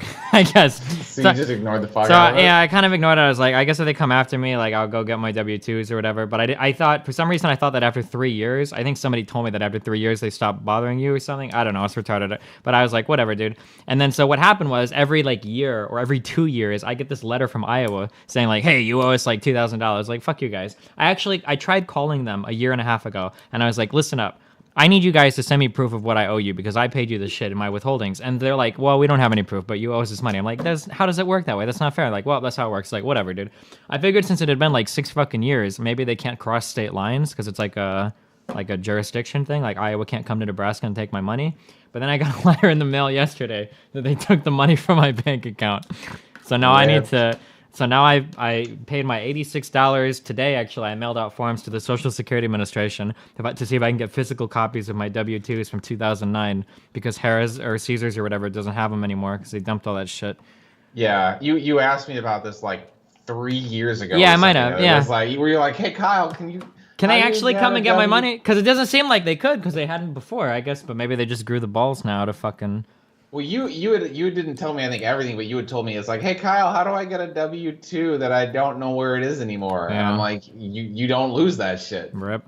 Somebody told me apparently because if you go to the IRS, they'll send you back the 1040 and the W-2 that you electronically entered. But somebody told me that the SSA actually keeps physical copies because the W-2s have to be sent separately to the Social Security Administration before they're sent to people. So they do, yes. You do file W-2s with the Social Security Administration. So I could see that. I could see that being the final place.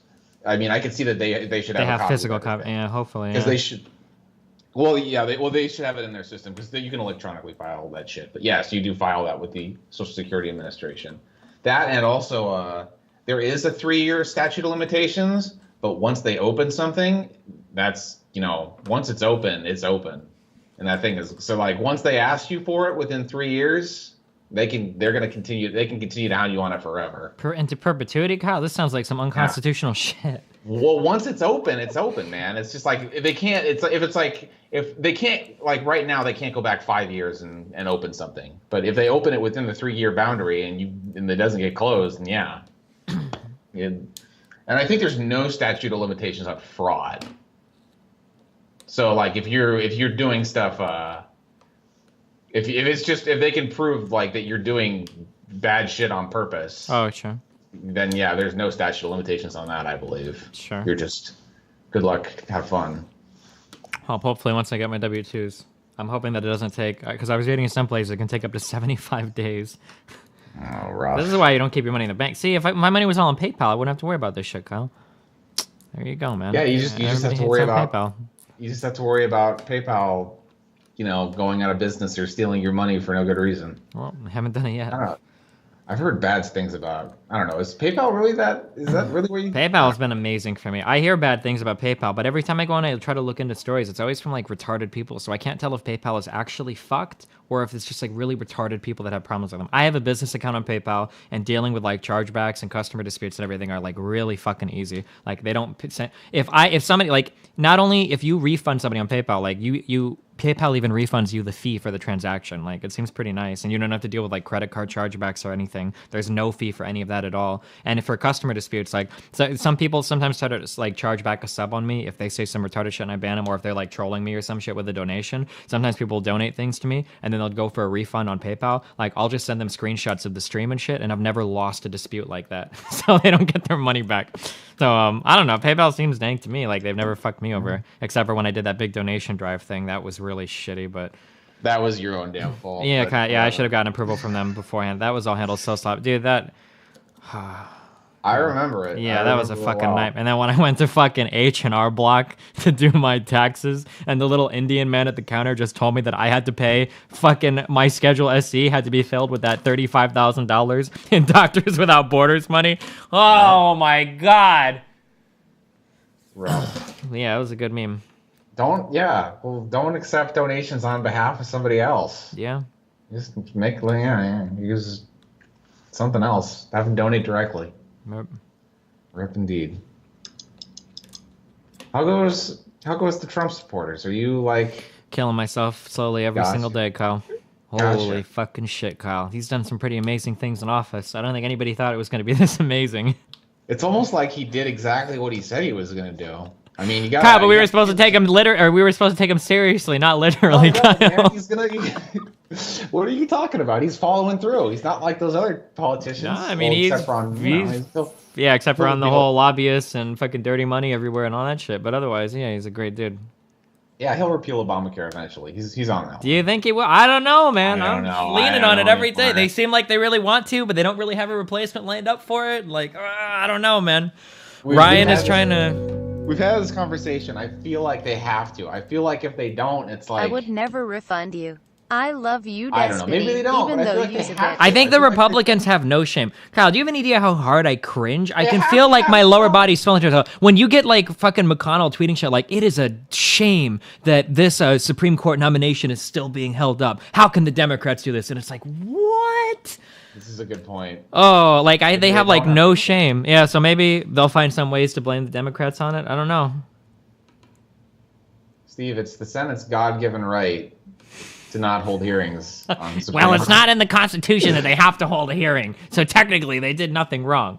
Holy We're not shit. going to vote against it. We're just going to not acknowledge its existence. Yeah. And then it'll go away. Until it's Because our that's- party's turn, in which case Yeah. it becomes paramount to national functioning security and everything. Yeah, yeah, it's a good meme.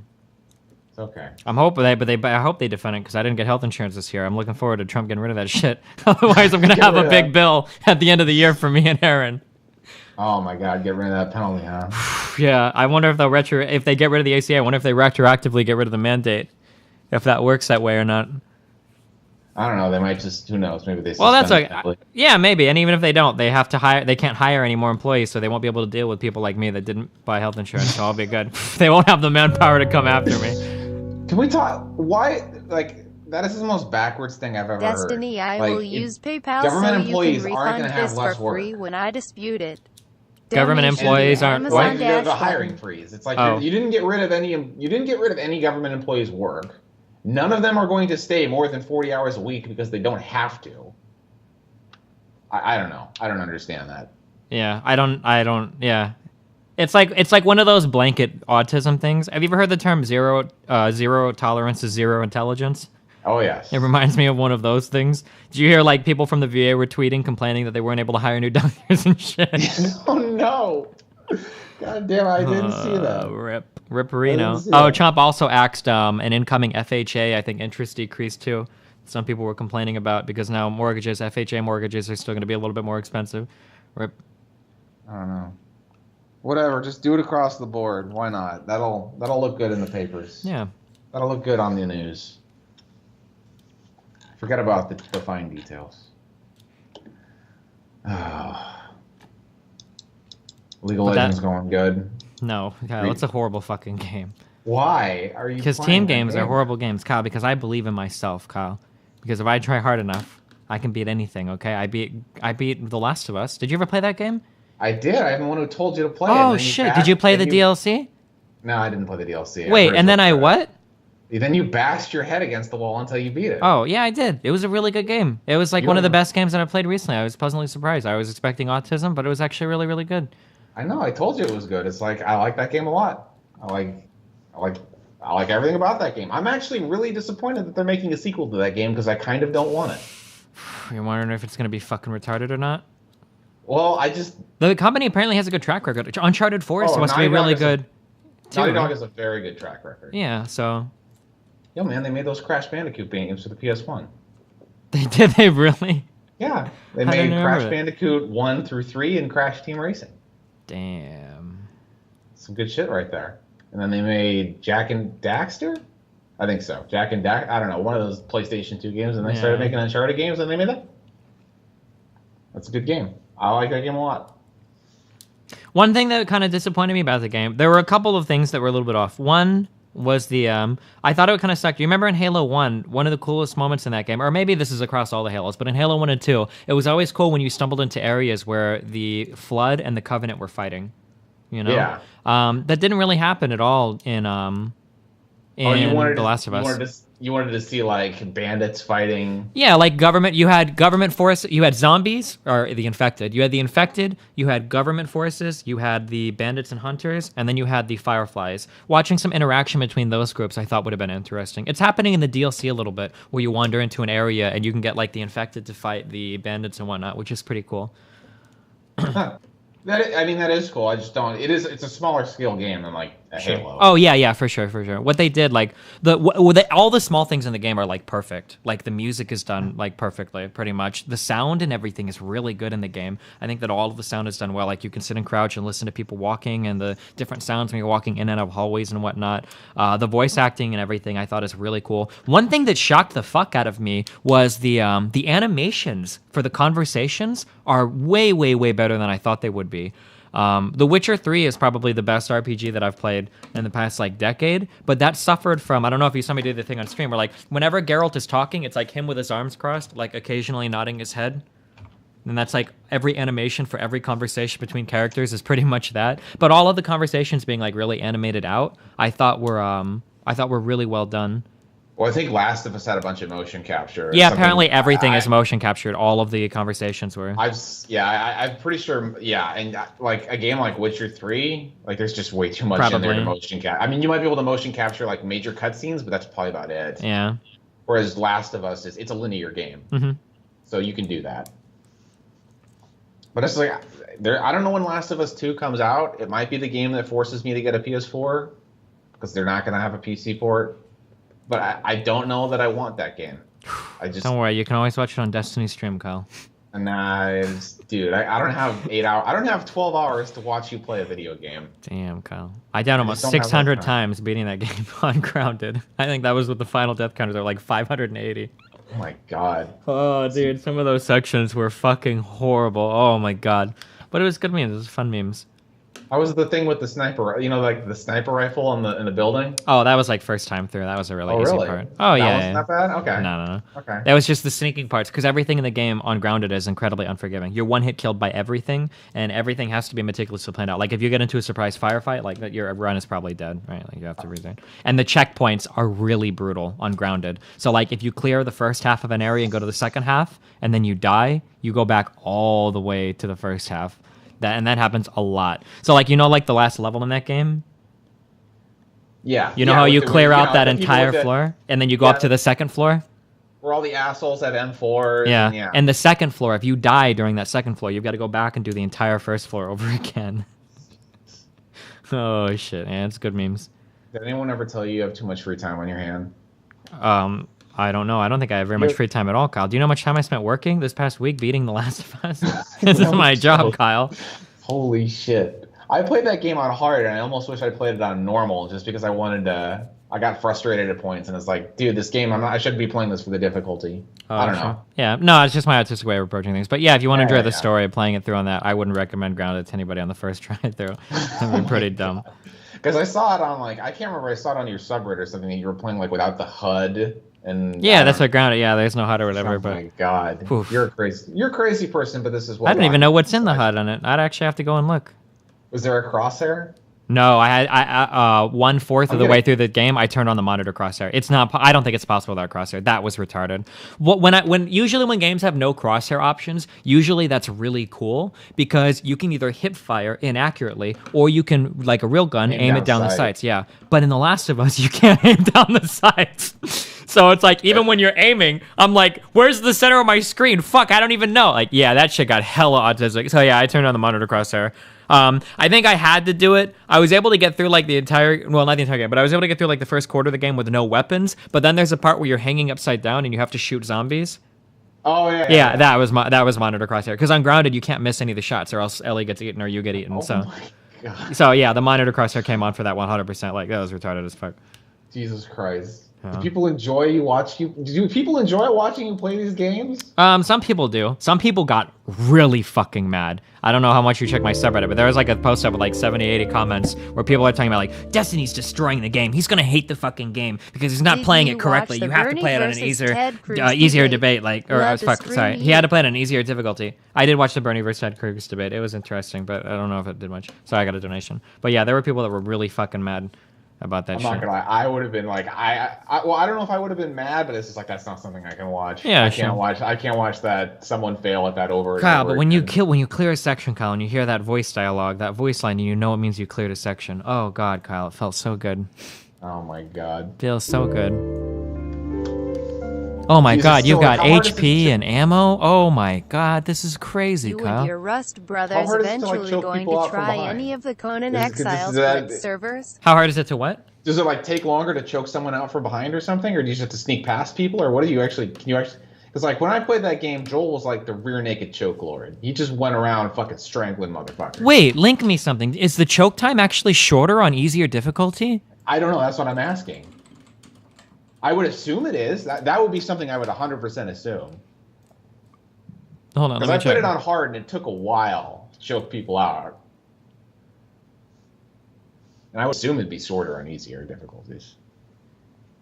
No, it looks like it's taking about the same amount of time, I think. Unless this is on like a hard difficulty or whatever. God, winter in that game is so fucking real.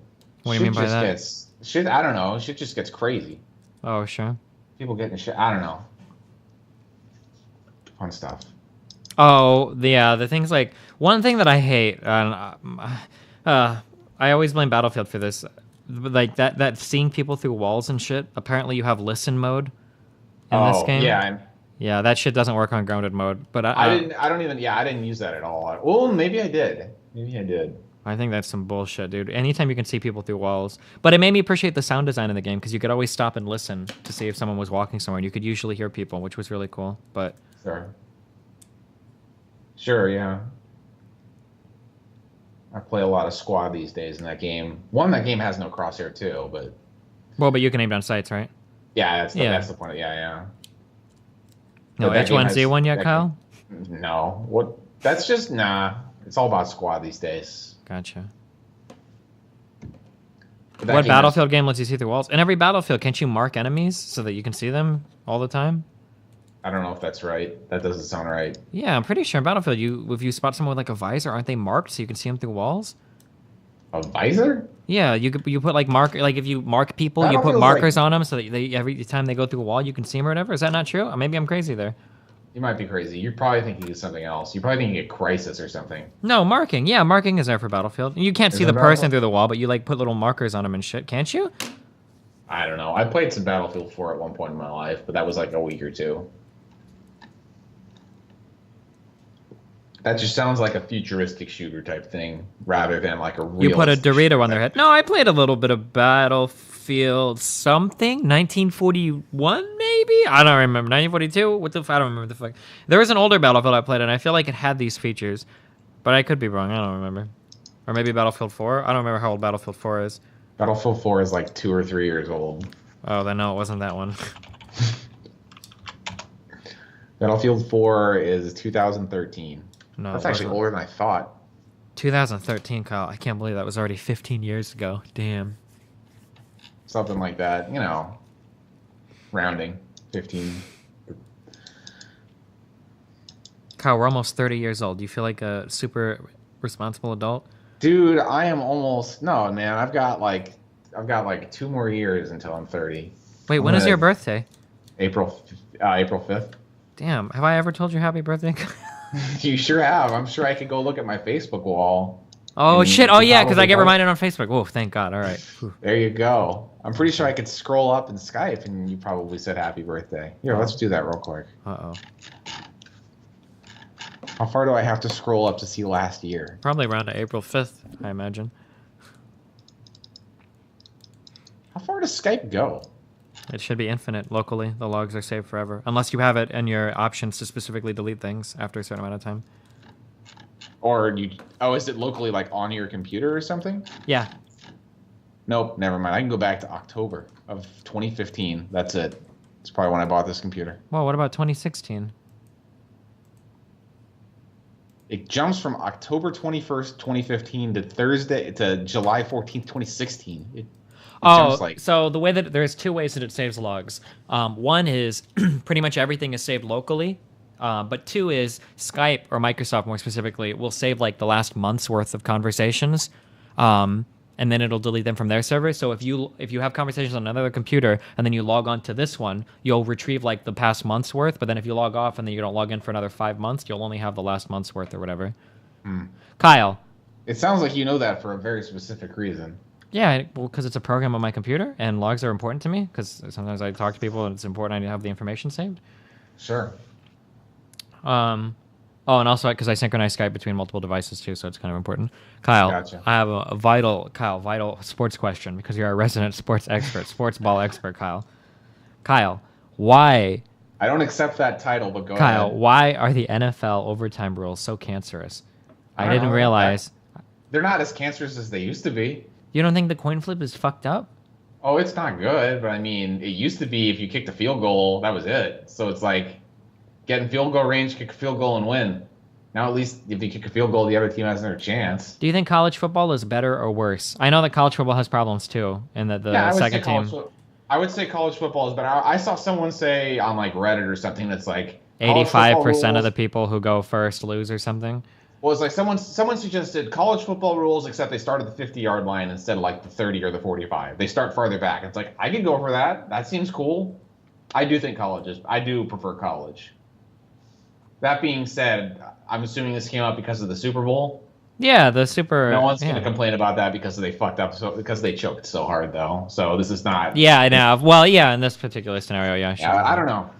I personally prefer college rules. I like the idea. I like whoever's idea it was to like do college rules, except for start them farther back, so it's harder to score. That being said, are there any other? It seems weird. Aren't there several differences between college football and NFL? There's lots of differences. Is it similar between like NBA and like basketball and college? Is it similar between all the other sports or? I don't. I think college basketball and the NBA is probably more similar than football. I don't know for certain, but I know there's lots of little rule differences in football. Like in college football, you only need 1 foot inbounds. Like if you catch the ball, you only need 1 foot inbounds for it to be a catch in college football, whereas you need 2 in the NFL, or at least it used to be that way. Stuff could change since I started carrying, I stopped carrying a couple of years ago. Steve, it's all about MMA these days. Oh yeah, that's right. That's the new meme. Exactly. Kyle, did you see Ronda Rousey get fucking obliterated? Yeah, she got fucked. Are you one of the people that want her to literally fucking kill herself and commit suicide in the most horrible ways imaginable? I want her oh to my god, dude. It made me fucking sad. There are people that were really fucking mad. Holy shit. Ronda Rousey is she's a pioneer. She's an incredible athlete, and it's unfortunate that she has a terrible coach and she didn't evolve her game. But it's like, man, seeing someone that talented and that good just get fucked up.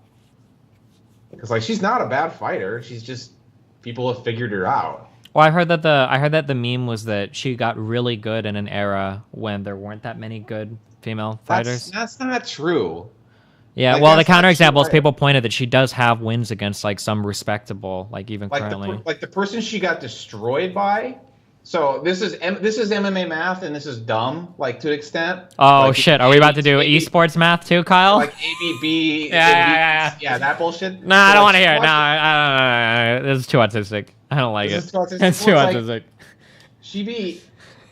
Well, this isn't that long. It's super Amanda Nunes is who destroyed Rousey recently, back in December. Sure. And Amanda Nunes' last loss is to Kat Zingano, and Kat Zingano destroyed Amanda Nunes. Okay.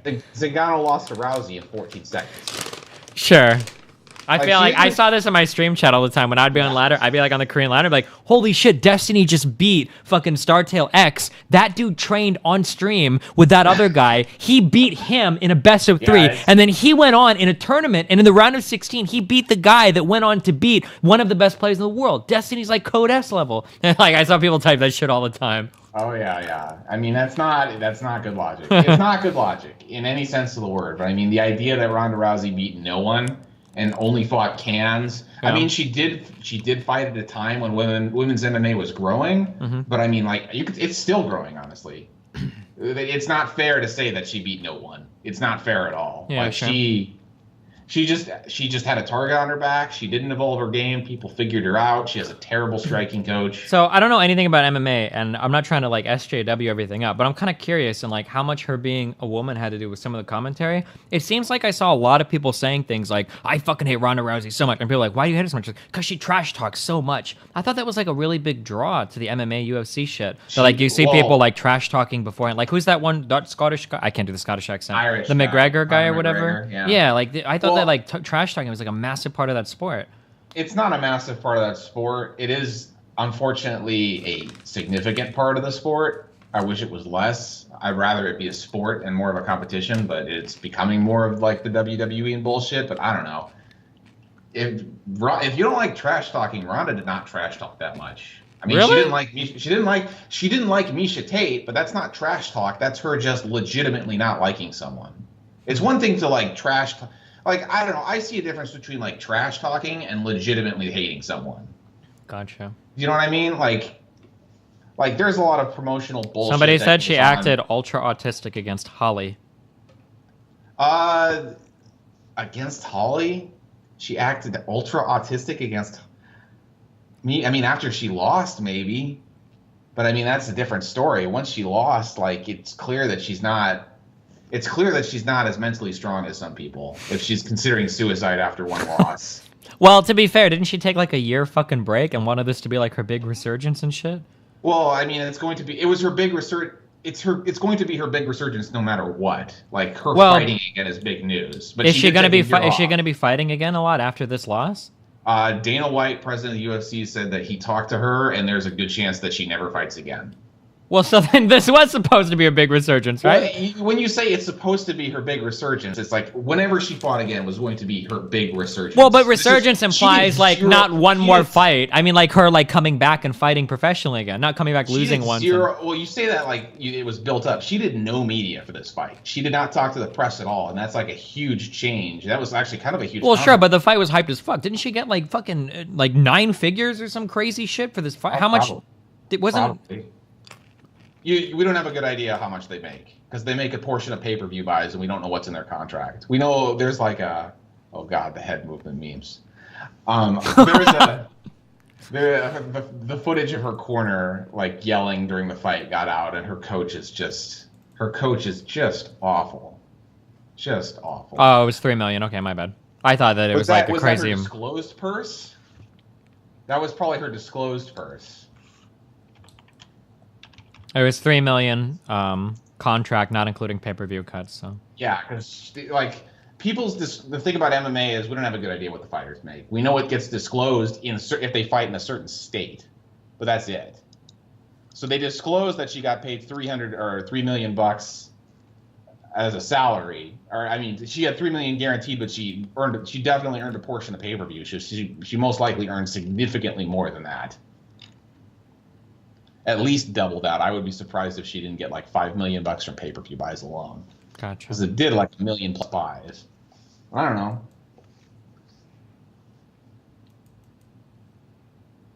She was the first big female MMA star, so she got popular, and then she lost. So. Did you watch? Have you seen any movies over the past couple of years? I've seen some movies over the past. I don't know. You always say you never watch any movies. Did you ever watch the new? I don't want to call it the Rocky movie, but the one with the black dude. Oh, Creed? Yeah, Creed.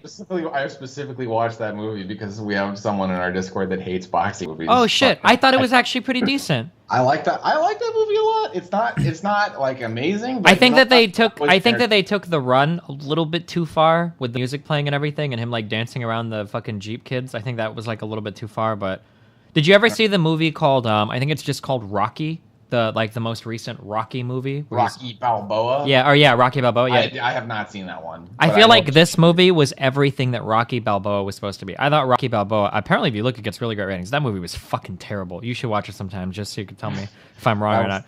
But I thought Creed was a pretty smart movie. I went in, I had very, very, very low expectations going into that movie. But no, I mean, yeah, that's okay. There's only so much you can do with a fighting movie. Sure. It really seems like sports movies in general. It's like there's only so much you can do with sports movies. Yeah. And a fighting movie is even less because it's like, okay, they're gonna fight maybe once or twice or 3 times max in the movie, and maybe they'll win some fights, and then there will be a big Kyle, fight but in Rocky at the 3, we run the Cold War, Kyle. But it's just, okay, there's gonna be a big fight at the end of the movie, and then he'll either win dramatically or lose dramatically. Yeah, but it's about what's going on the sidelines or whatever. Like, remember the Titans is like a legendary movie, and it's not necessarily like only about the football game, you know? I'm not saying that I'm not saying that makes them good movies or bad movies. I'm just saying that your narrative is limited. Yeah, sure. Yeah, you're limited to what you can do. Yeah. So yeah, that's why there's not a ton of them, I suppose.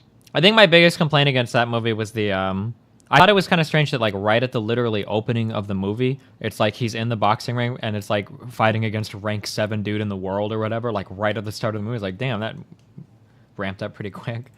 Yeah, things got real a little bit.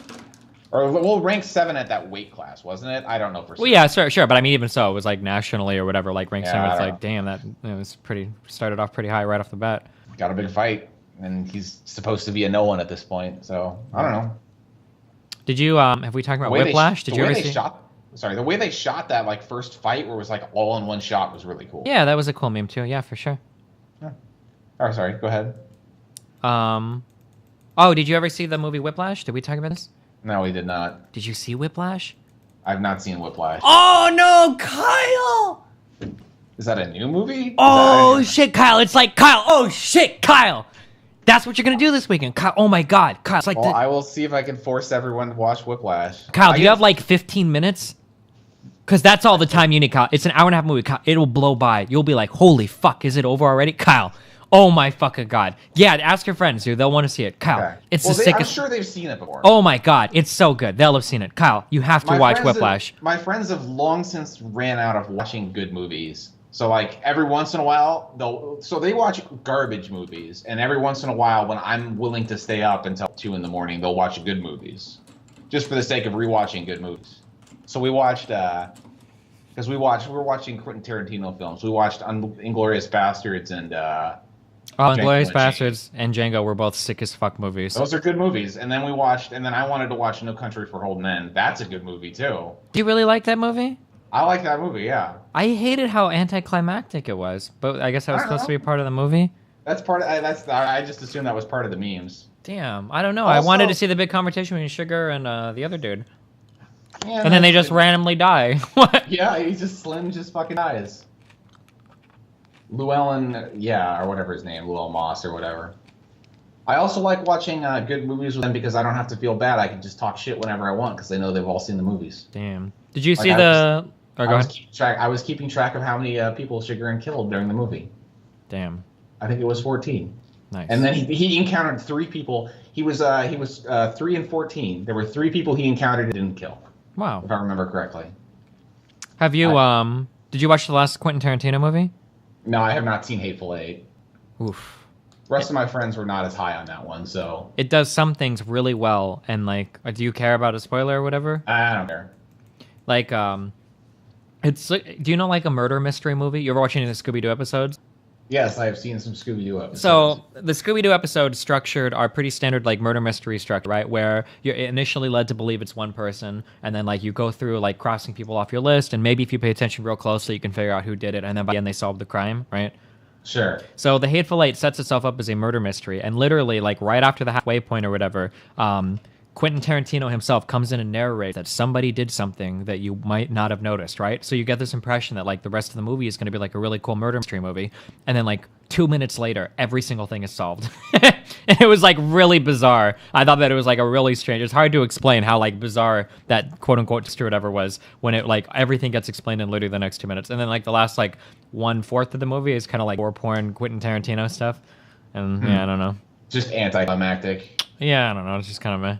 The environment and the setting and the scenery and all of that is like really, really sick, and the dialogue and all of that is really sick. But yeah, he does have a lot of gore porn. That's a good point. Yeah, I mean sometimes it's funny, but and that what is it? The guy that Christoph Waltz or whatever who's in both. Oh, of those the German. He's in like every Quentin Tarantino movie. That guy is amazing. Yeah, he's really sick. I'm okay with this. I think was he in the Hateful Eight, guys? He has to have been. I don't even remember, but he has to have been.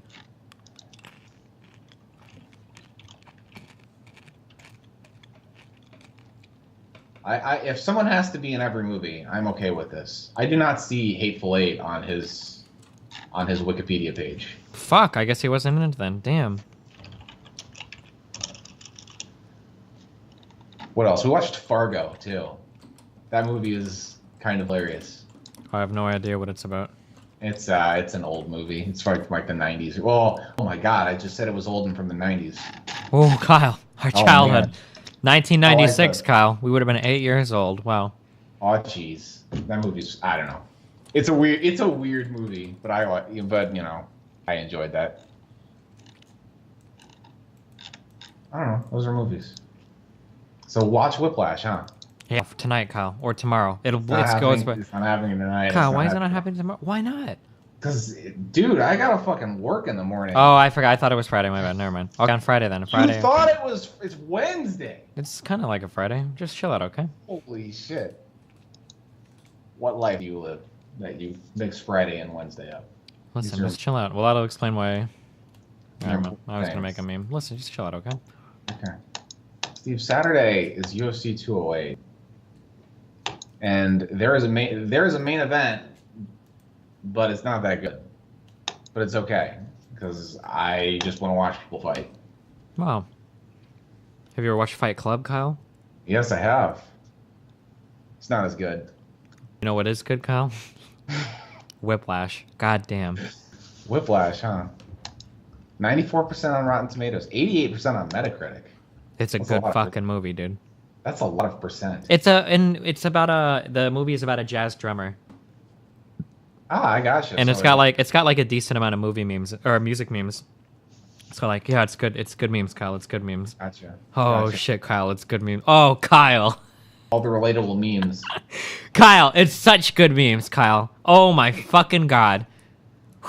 J.K. Simmons is an abusive jazz instructor. Oh, Kyle, his performance is... Oh, Kyle, the ending of that movie is, like, perfect. This is, like, Kyle, it's the sickest fucking movie I've seen maybe in my entire life. Like, it goes, like, I think it would go on a top 3 list if I were to make a top 3 of movies. I think it would go up there. It's so fucking good. It's so good. What's your... okay, so we're going to keep talking about dumb shit. What's your top 3, then? Flash and what else?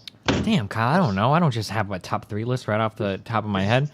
If I had to, though, listen, for some reason, I thought Pan's Labyrinth was like a perfect movie. That goes on like... that's right. That's I knew that was your favorite. So that's on the top 3. And then, goddamn, Kyle, it has so many fucking flaws and so many retarded fucking parts in it. But Interstellar might be up there, too. Really? Maybe. Yeah, I think so. We were so triggered when we saw that movie. Because it had some really dumb things. But, Kyle, the good scenes in that movie, the two good scenes, the wave scene... Kyle, those aren't mountains, those are waves. They were sick. Oh my god. Sick. That and then everything with the docking scene. Wow, these are like the top 2 fucking scenes in movies that I've seen over like the past, like those 2 scenes. We talked about this movie for like an hour after we saw it. Because there were some things in that movie that were so fucking retarded. The power of love transcending science. What the fuck was that was so fucking stupid. The spaceship explodes and then it's just silence as it explodes. Yeah, all of the space scenes, all of the space scenes being done in silence without the massive CGI and everything being done with puppets and looking really basic. Like, yeah, there was so much that was done well, but then so much dumb shit. The ending scene where she like blows up her entire brother's farm, but she's like, "It's okay, give me a hug. I solved my equation. Everything's gonna be okay." And he's like, "Okay, I'm okay now," even though she had like just destroyed his entire field. Like, Yeah, some parts of that movie were so fucking stupid, but the parts of that movie that were good were so good. They were very good. I enjoyed that movie a lot. I just remember you being like, "Was that good?" I'm not convinced that was good. Ooh, because I always things have to gestate. I don't like to give opinions like right after something. Normally, like if I am, I'm just gonna be off the top of my head because things have to gestate for like at least a night, right? You've got to sleep on it and then wake up and then. Sure. But sure. It was a good time. Because you dragged me to that movie because whoever you were dating at the time, you said wouldn't like it. Oh yeah, Teresa didn't want to watch it. Did Teresa? Is that the issue? I don't know. You just like this. No, she said that she thought it was. No. I actually specifically asked her because I was dating her. Why would I take you over her? No offense to anything, but like, yeah. But she said, oh, I don't really want to see it. So it looks like a boring movie. So yeah, I took my best friend Kyle instead. There we go. Then you're like, hey Kyle, we need to go see a movie, and I'm like, we don't. When was the last time we saw a movie? I don't know, but I needed someone to go with. Damn, I can't go to a movie theater alone, Kyle. It would be weird as fuck. Exactly. Then you're like, yeah, I can't go to a movie theater alone. So saw a movie. Fun stuff. Have you seen all of Nolan's films? No, I haven't. I've only seen like part of the first Batman film. Oh damn! Memento and The Prestige are both really good films, but. Oh wait, The Prestige. I've seen The Prestige. Okay. That's a Nolan film. That's the magic the one dudes. with. That's the one where like people like the dude clones himself a bunch. Yeah. Actually, spoiler alert. I mean, you kind of just spoiled the whole. Yeah, it's like a. But yeah. Okay. Yeah. Whatever. But that is a good movie. That's a good movie. I have seen that. Have you seen Band of Brothers? Oh no, I haven't. That's a sick show. Yeah, it's supposed to be really, really, really sick. Spielberg himself directs it, right? It's like in the same style as the meme movie and everything, right? Does Spielberg direct it? I don't know. Doesn't he? Isn't it in like the same style as Saving Private Ryan? I have not seen Saving Private Ryan. What? I know, right? Hold on, let me check. I could be wrong on that. I feel like I would. Well, Steven Spielberg, executive producer. But no, executive producer. I don't know. Oh yeah, okay. And Tom Hanks. Close enough. That's close enough. But it's very good. The filming for Saving Private Ryan, the directing is so good. It's amazing. If you ever have time, just that first 20-minute scene on the beach is like one of the best directed like war scenes of literally of all of history, and probably will be. Like that scene alone like goes into the fucking vault and will live on like forever probably. Omaha Beach or something. I don't know. Just Normandy or whatever. Oh, yeah, I don't know. World War II shit. But that downplay it. Yeah, that scene is insane. Apparently they brought in like 80 gallons of goat blood or 80 barrels of like goat blood or whatever for the beach and shit, but that's a significant amount. But the like the gunfire and everything, it seems really authentic. I don't know, it's really hard to say. When you play certain games, like gunfire feels more authentic than in other games. Like when you're playing like the Arma games, like the gunfire always feels fairly authentic. Like you hear the cracks of the bullets and everything, and I don't know, it just feels authentic. Whereas in some games it's like pew pew pew pew, like in the Call of Duties and shit. Sure. Yeah. I can look. I like how I can wonder what movies I've watched recently, and I can just go look at my torrents. Did you ever watch Westworld? I've only seen the first episode, and it just didn't catch me enough to care. If you watch all of it, you'll come out thinking like, it was okay. But there you go. God damn, it's so slow. It moves so slowly. And Anthony Hopkins almost solely carries some of it. And then the actor that plays Gerard or whatever, or Bernard. I'm sorry, Bernard. Yeah, not Gerard. Bernard. That's the black scientist dude. Yeah, it did not catch me. It did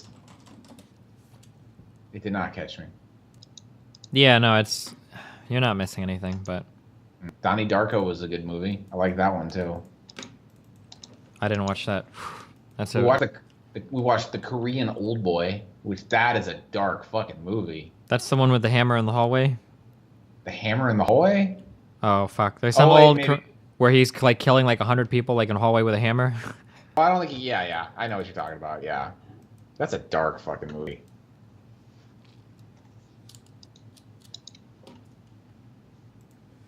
I recently ran out of room on this hard drive and had to delete a bunch of stuff. Those are the problems. How big is your hard drive? It's only 1 terabyte. Damn, dude, you should get like a 4 terabyte hard drive. They're cheap as fuck. It's like $110 these days. It's ridiculous. I know, but I don't need one.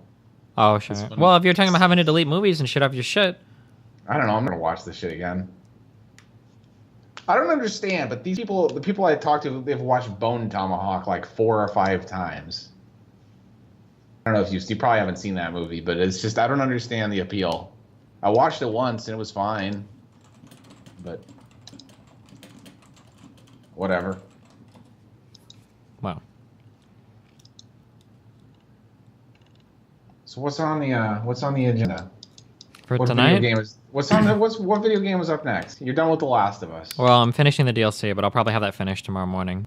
And then I'm not sure. I kind of want to punish my fan base a little bit because they were all complaining that I played Ungrounded, and I play every single game that way. So I'm a little bit irritated that some people were irritated because it should have been pretty predictable. So maybe I'll punish them. Learning. Yeah, maybe I'll punish them by not playing another game for a while, and then I still need to do the StarCraft 2 epilogue. Honestly, that'll probably be the next thing just to get it out of the way. Oh, and then the Witcher 3 DLC maybe next. You didn't play, like you said, the StarCraft 2 epilogue. You're not talking about like the DLC, like the Nova things, right? You're just talking about like just actually finishing the epilogue. Yeah, so I can watch Kerrigan blow up and shit. It's kind of stupid, but whatever. Maybe you'll think it's good. I don't know. Yeah, StarCraft. It's not. I've already read everything. It looks pretty retarded. It's kind of stupid. But I mean, hey, it's the end of StarCraft. Yeah. Warcraft 4 next, right? Maybe. Probably right? not, though. Heroes of the Storm 2. League of Legends 1, Kyle. League of Legends 1. How, do you still play? Do you play any Dota anymore, or not really? We played a little bit we played for a couple weeks when that new patch hit, when 7.0 hit, but it's pretty much been squad all the time. Gotcha. White Wolf was the main person who wanted to play Dota, and he's back raiding because a raid in WoW came out this month, and you know, gotta spend 12 hours a day on WoW. That dude goes hard in the paint. So, but you know, he comes up for air whenever there's a UFC card on. So, gotcha. That's good.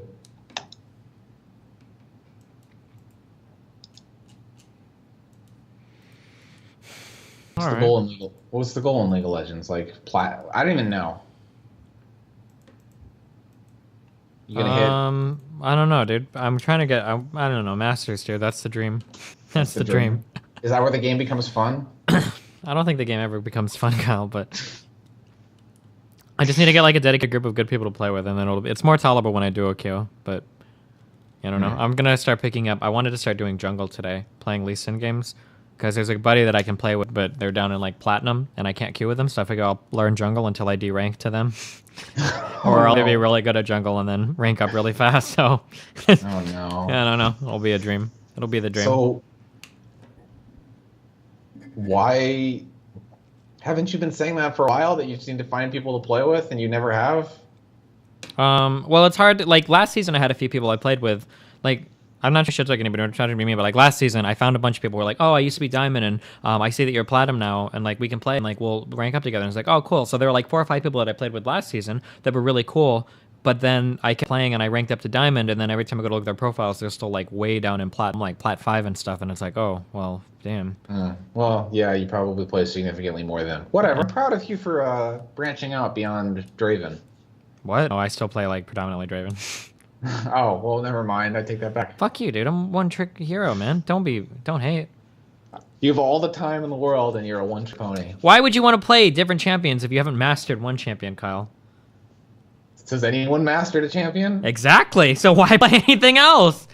Because sometimes that's not the best for the situation. Do you think Tom Brady got so good at throwing touchdown passes, Kyle, by shooting like free throws? Do you think Tom Brady warms up every morning by throwing free throws? Do you think he tries to kick soccer goals to warm up? That's like Kyle. That's like Tom Brady saying, "I'm only gonna pass to this one receiver who runs this one route." Do you think that sometimes they say, "Tom Brady, I want you to go. I want you to be a wide receiver this play, Tom Brady. Or, Tom Brady, why don't you try being a linebacker? Why don't you play some defense this time, Tom Brady?" Do you think he does that? No, Kyle. Do you ever say, "Tom Brady, why are you a one trick? Why do you only do quarterback every football game you play? Don't you get bored of that?" That is not the analogy at all. It's exactly the analogy. It's exactly the analogy, Kyle.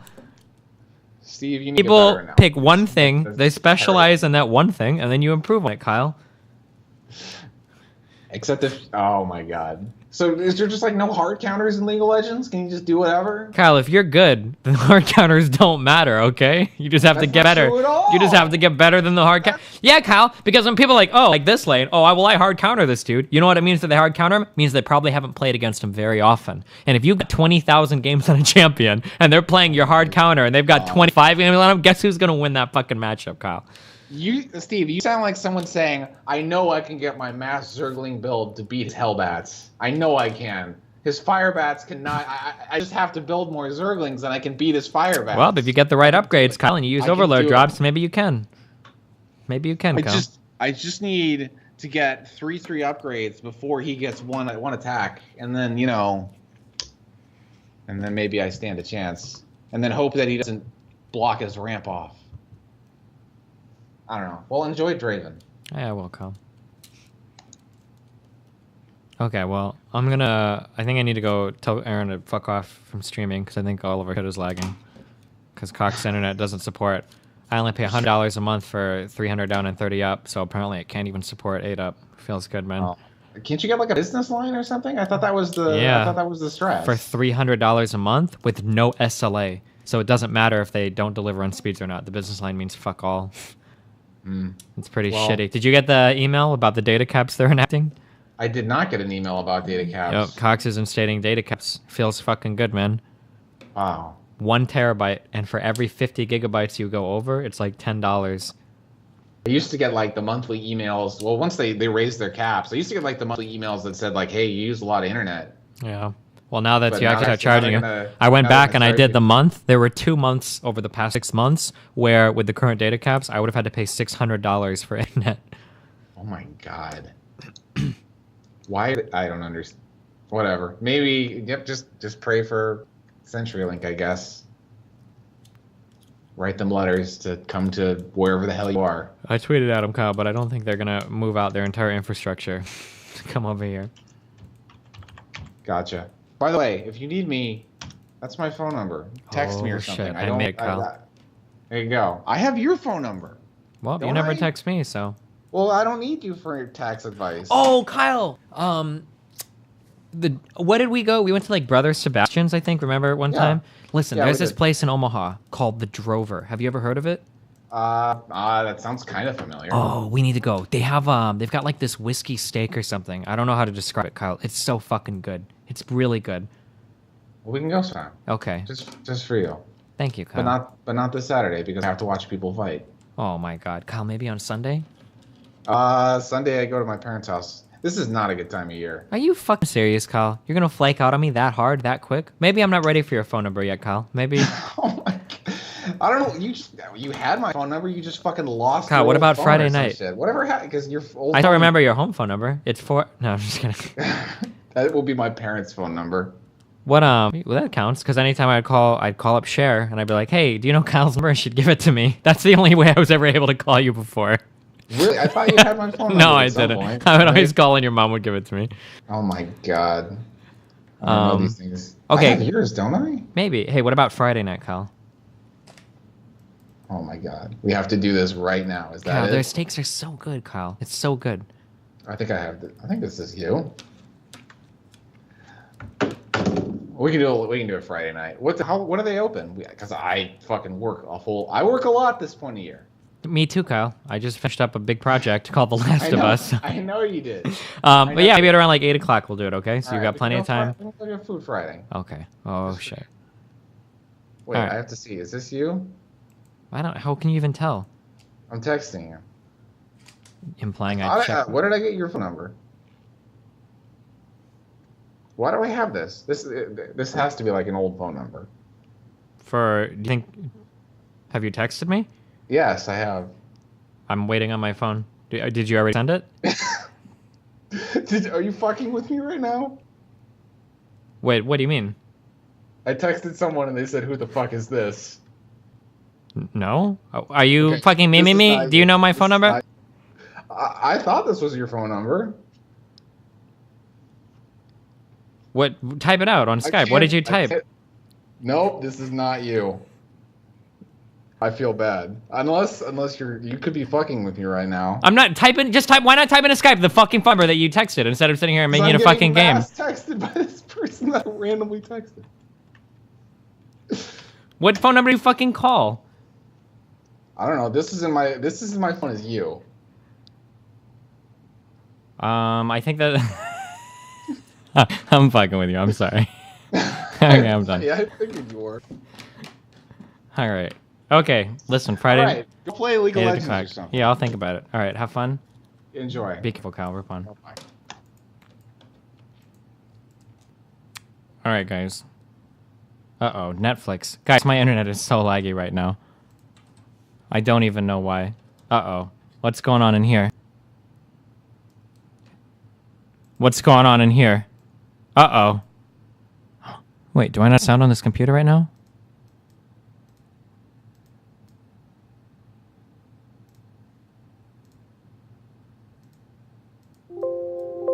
Oh. Wait, what the fuck is going on?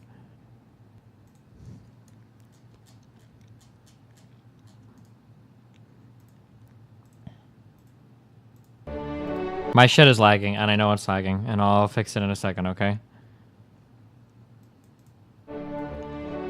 Dear white people, here's a list of acceptable Halloween costumes. Uh-oh. Pirate, slutty nurse, any of our first 43 presidents.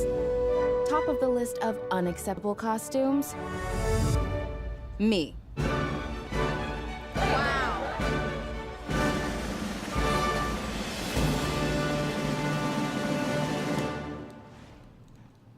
Oh. Well, that didn't seem that bad. I thought that it was going to be really bad. Damn.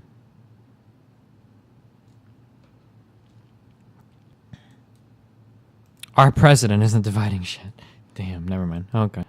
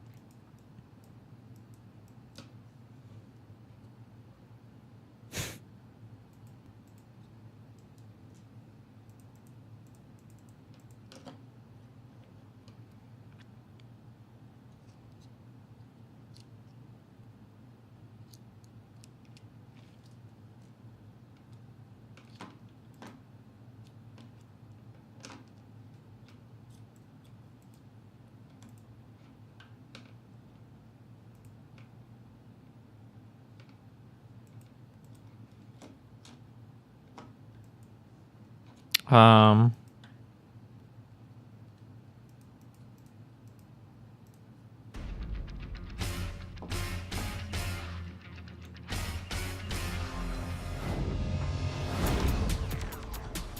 Let's do something fun.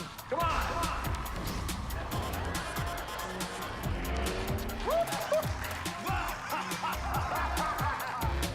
That's what I'm talking about. It's not rocket surgery. It's science.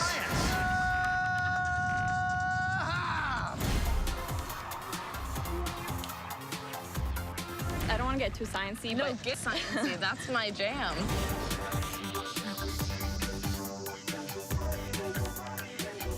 Whoa.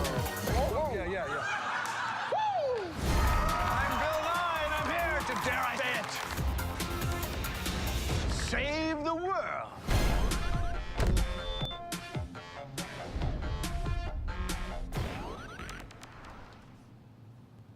Wow.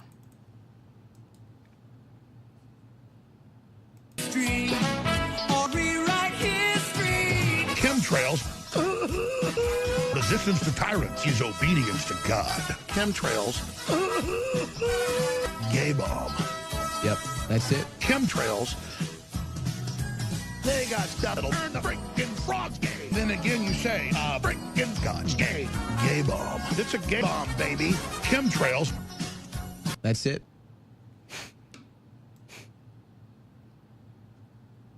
How many YouTube subs have I lost today? Because of the current glitch? I don't know, it was up to 500 before. Have they not fixed it yet? Oh, they fixed it. I think they fixed it. It was at like negative 300.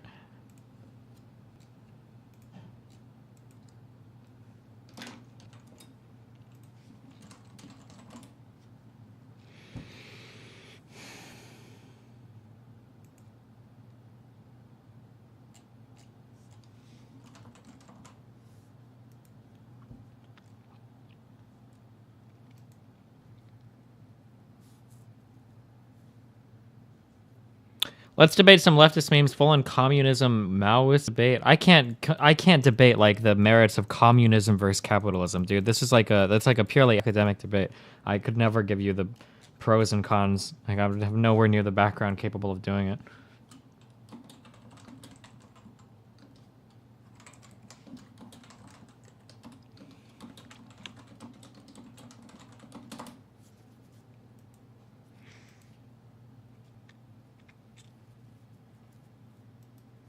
Kids and big families. Do you think you could ever live in like one of those Airstream Fuck trailers? Yeah.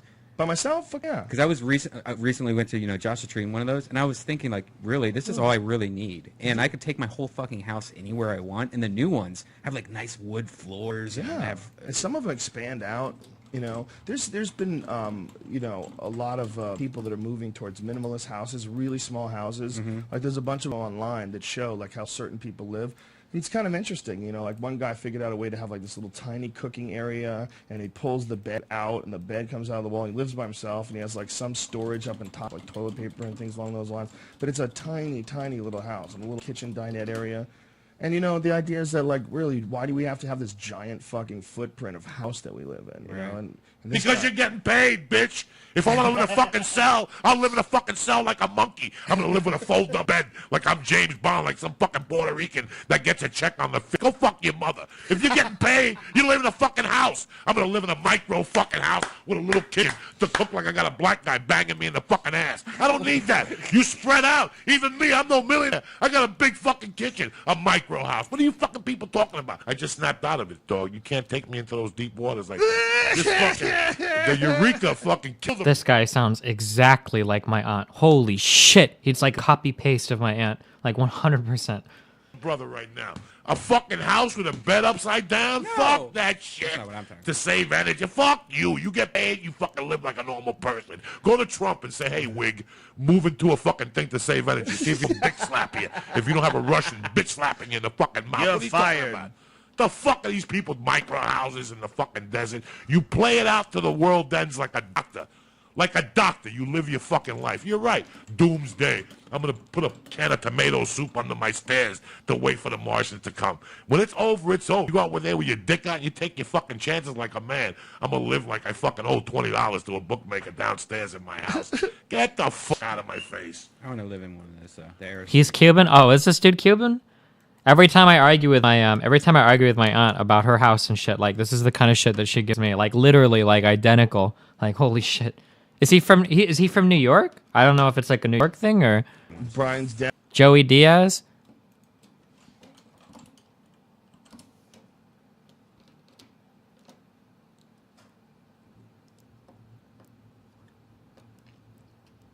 Oh, in New Jersey? Do you think New Jersey people and New York people sound pretty similar?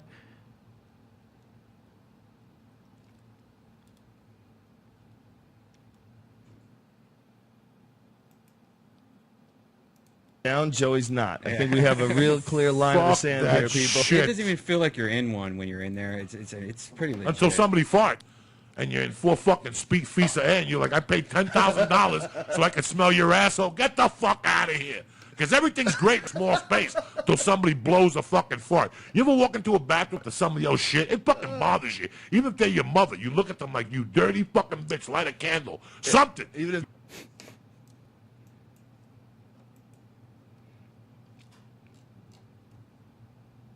I don't know what to do, guys. I'm really depressed right now. I really don't know why my internet is so shit. It's been like this all day. Like, at least normally before it was just... It's the Italian heritage, no? That's where I always got... What I always got from the accent? Oh, maybe. I don't know. My aunt sounds just like that, and she's from... Well, she's got 2 Cuban parents, but they were raised in New York, I think. Wasn't she, like, NYPD for 40 years or whatever?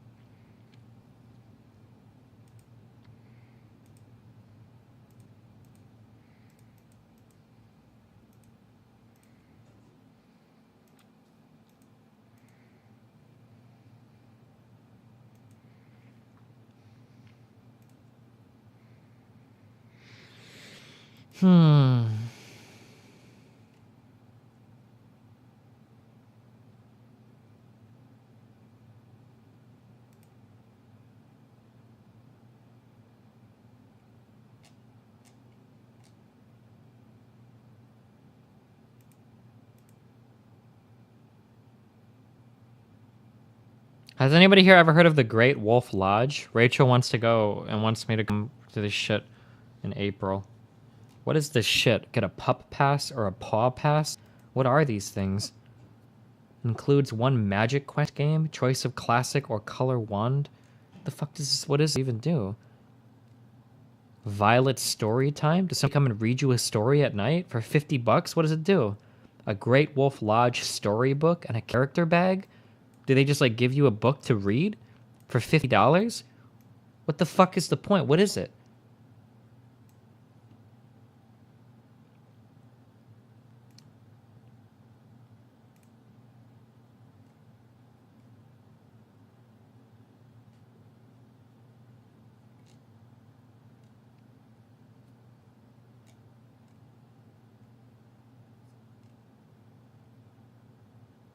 Neapolitan combo.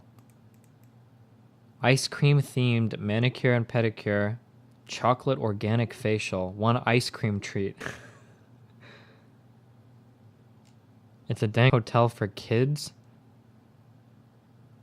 Mani-pedi combo for little like geared towards ages 4 through 12. Does a 5-year-old really want to get their nails done? Hello. Hello.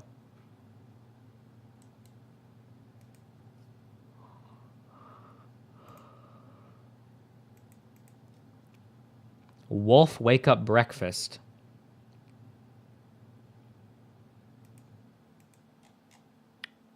Whatever, dude. That's for the parents? It said recommended ages 4 to 12.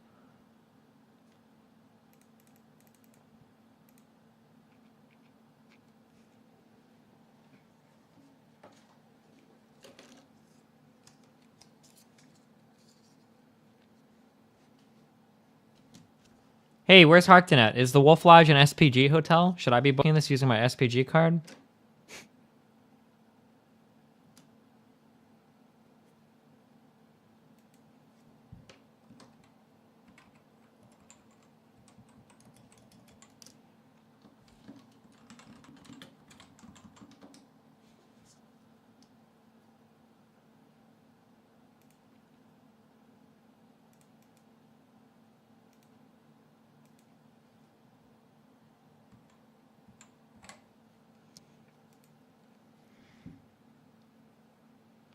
Request type. Close to elevator, close to water park.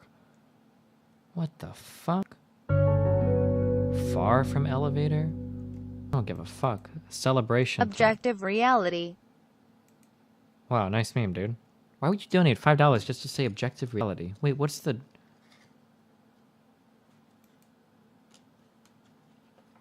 Yeah, I'm going to the one in Kansas City.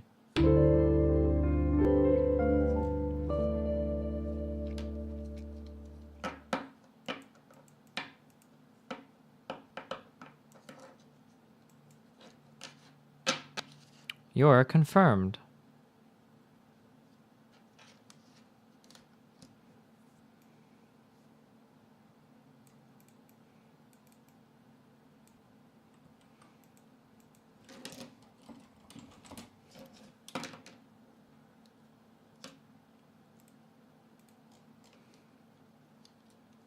We can do a fan meetup and then go find Casey Tron. How sick would that be, dude?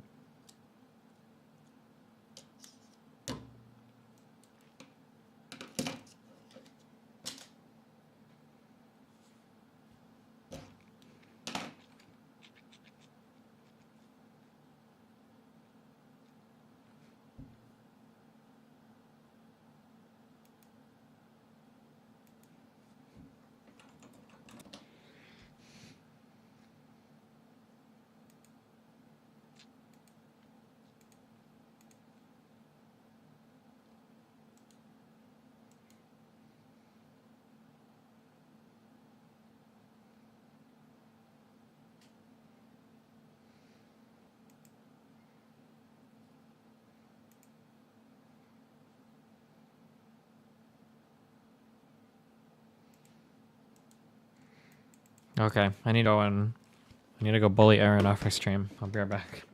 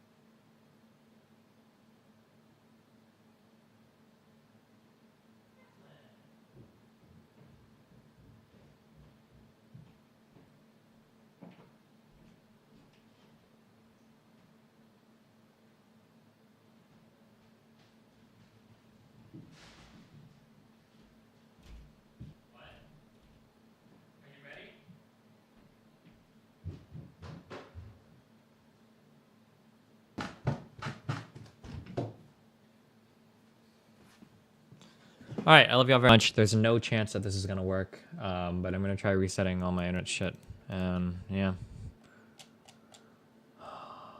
I will.